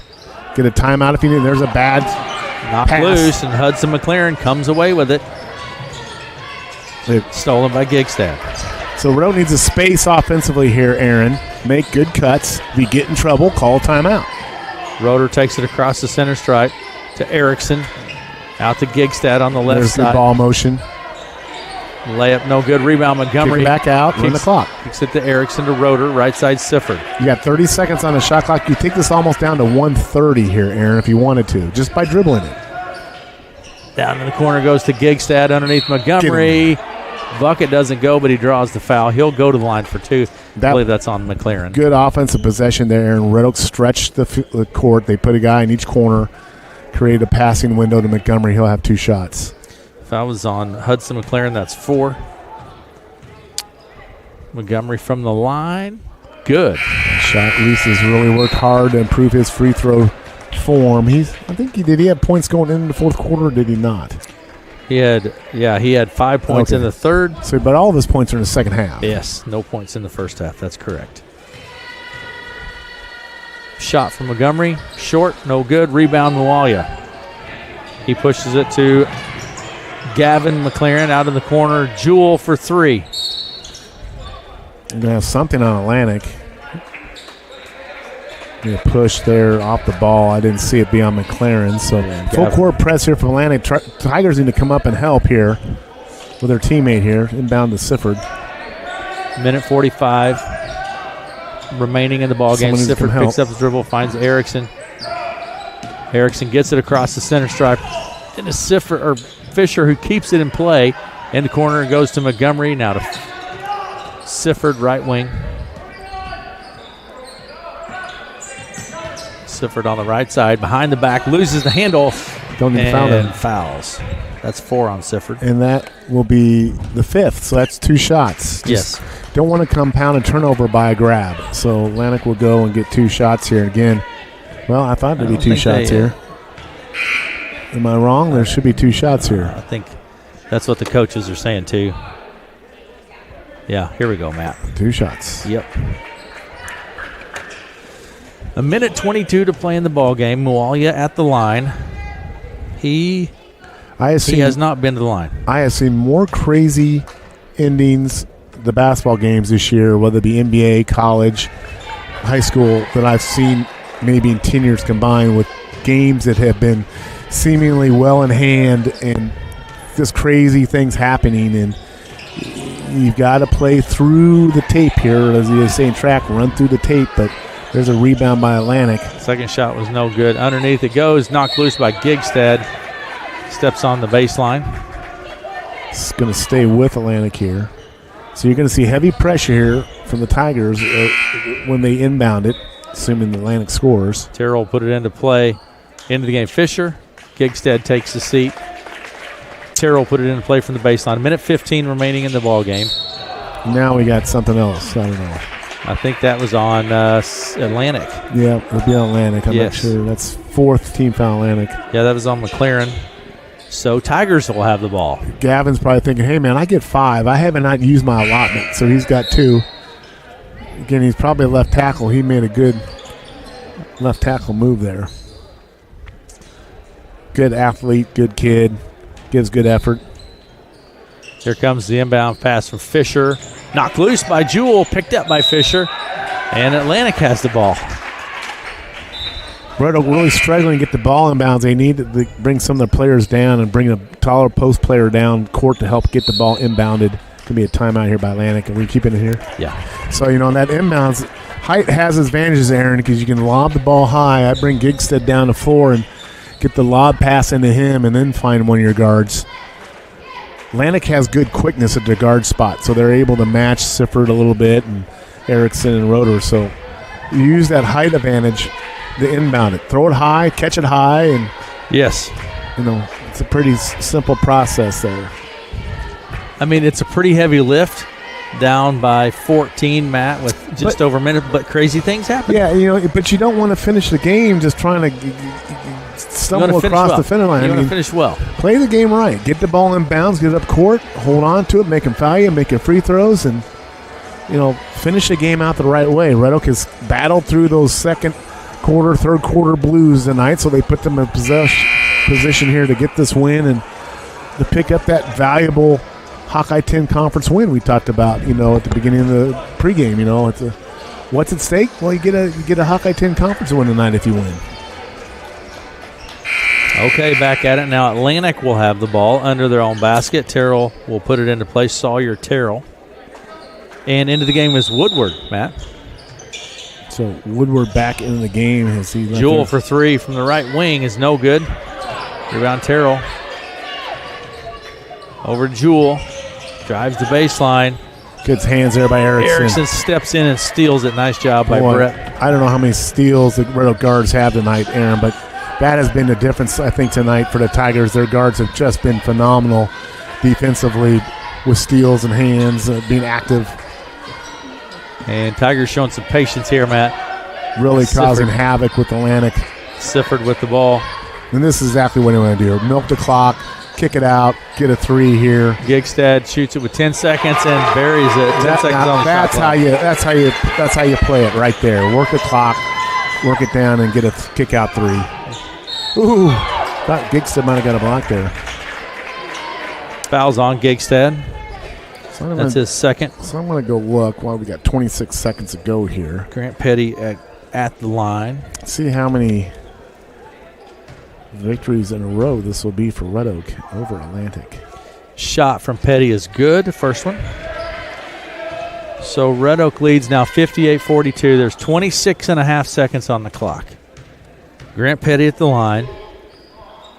Second one is no good, short off the front of the rim. Erickson grabs the board, gets it to Roeder. Red Oak would have won 7 of the last 8 games between Atlantic and Red Oak back to 2022. Foul on Terrell. So 7 of the last 8, 4 in a row now will be the Red Oak over Atlantic, and 19 seconds on the shot or on the clock.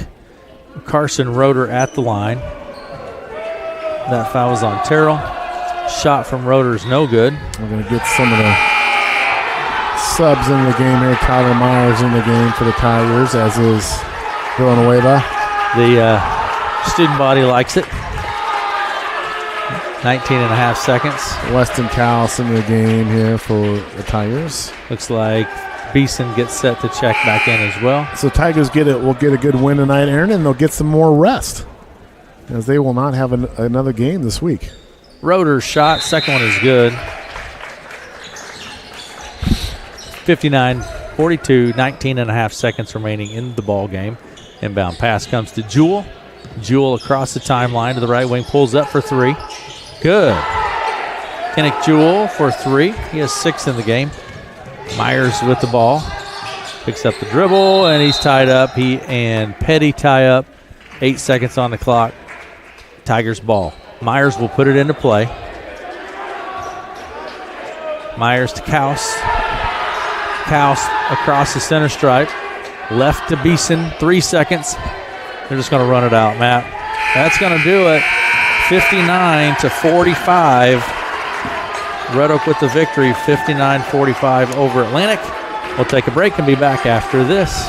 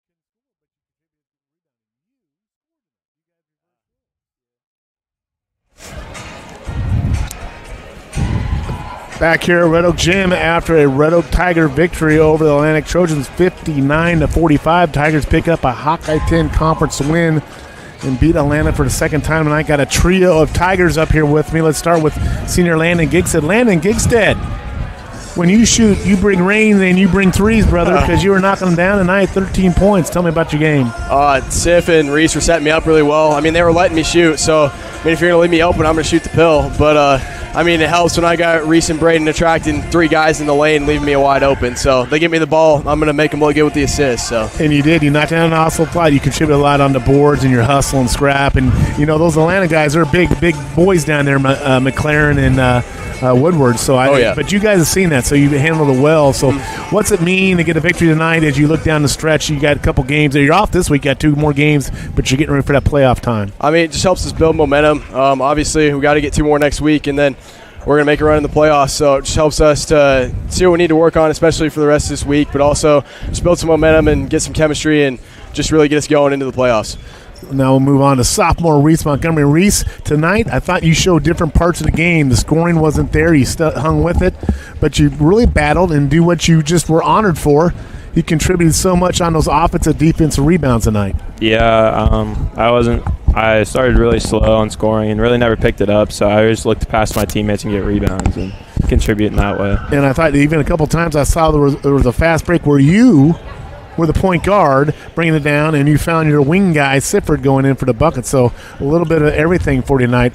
Do you find sometimes in the context of a game, the ebb and flow of a game, do you kind of realize sometimes, hey, maybe my shot's not there tonight, I need to do some other things? Yeah, I realized that in 2 minutes after I missed 4 shots in a row. I was probably got to share the ball a little bit more. I was getting triple teamed still, so I decided that I should cool it down on the shots and kick out, and it worked. Hit a lot of threes. So I know you played a lot of basketball in your career, but this is your first year as a full-time starter playing heavy minutes. How do you feel? How do you feel coming down the stretch as far as physical-wise and all that sort of stuff? I think I'm in good enough shape to do it. I'm not really too tired after games. I'm tired first quarter, but then it wears off, and I kind of settle into it. Because you battle a lot of guys usually stronger, more strength, and that takes a lot out of you, but you played really well tonight, so congratulations. Thank you. Now we're on to Mr. Braden Sifford. Mr. Sifford, you are a pest out there. You and Erickson and Roeder, it's like steal after steal.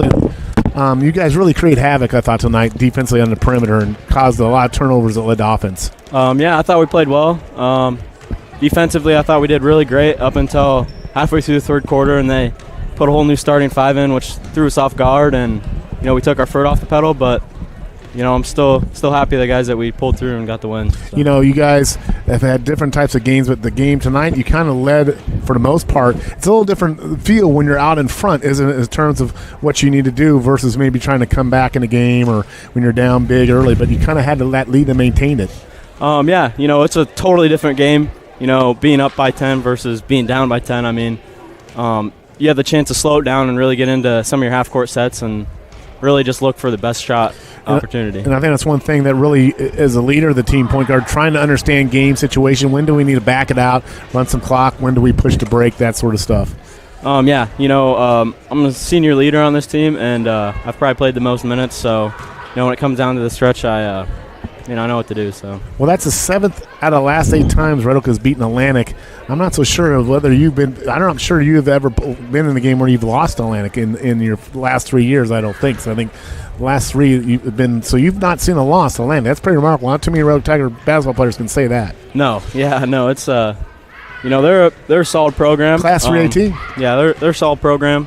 Yeah, feels good. Well, you got a week off, young man. Go and rest, enjoy yourself, and we'll be back at it next week. All right, thanks, guys. Thanks, Braden. Now we have head coach, Coach Ronnie DeVries. Coach DeVries. Yes, sir.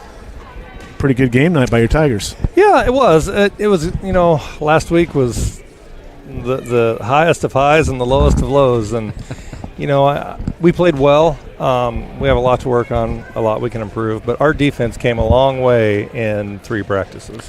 Well, I'll tell you what, those guards of Roeder, Erickson, and Sifford, they are just everywhere. They create all kinds of havoc with steals and deflections. And they do, and we've preached to them since coming out of Avoca that it's our effort and our attitude. When we play with some attitude and maximum effort, we're playing with the best teams in the conference. And then, when we don't, we're not big enough to compensate for that. So it's been a challenging 3 days, but I'm glad of the results. And I thought the other thing different tonight that I think was neat from your team to see was Reese wasn't going there from a point. You got a lot of scoring from a lot of different guys tonight who stepped up. Yeah, and Reese is a great player, and he's the effort he gives is incredible, and the amount of rebounds he goes after is amazing. But he's very similar to what Max went through, where when he touches the ball, 3 kids are going at him, and every other team's game plan is A, stop Reese, B, stop Braden, and we got to be able to have other people put the ball in the hole, and they got to be willing passers, and they got to be willing teammates, and tonight it showed, and I thought I'm proud of both of them. So. I think you had 4 in double digits, Aaron. Yeah, so looking at my stats, Carson Roeder 14, Braden Sifford 14, Brett Erickson with 14. Yeah, and what did Gigstad have? Gigstad 14. Gigstad had 13. I'm sorry, and Erickson had 10 actually. Yeah. So there you go. That's good for us. I mean, if we can put 4 kids in double figures, we win. So it's just moving the ball. I thought our ball movement got a little bit stagnant here and there, and like I told them, we came out in the third quarter, and third quarter has been our undoing. And we hit a shot early, and I thought we went up 15. Thought maybe we can get the bugaboo off of us, and then they came back and they cut it to 9. And but I was glad to see him fight through it. And Gigstad hit a big 3 there that kind of put us back up 12, and we just kind of we fought at home. So yeah. Well, you got a week off. That's quite the thing. Come back with 2 games and get in the playoffs. The seedings come out. So hope your team gets healthy and gets everything back. You were out without an assistant coach tonight. Your assistant coach is watching, correcting me with text as I was inaccurately calling the Atlantic coach's name. So Chris Gilbert is out there probably listening to us right now. Well, he went home and ate a bunch of chicken last night, so he got sick. So I told him, if you're not eating beef, you're not healthy. And from that, find that farmer, Coach. Coach, great game tonight, buddy. We'll see. Well, I appreciate it. Get some rest, and we'll see it next week for the home stretch. All right, thanks. Head coach Ron DeVries with us from the Red Oak Tigers. Matt, let me give you some. Oh, wow. Oh, so people texting Sue Ann with donations. So thanks, Sue Ann, and everyone donating. Absolutely. So very good. Matt, let me give you some stats here tonight, and let me tell you what has happened.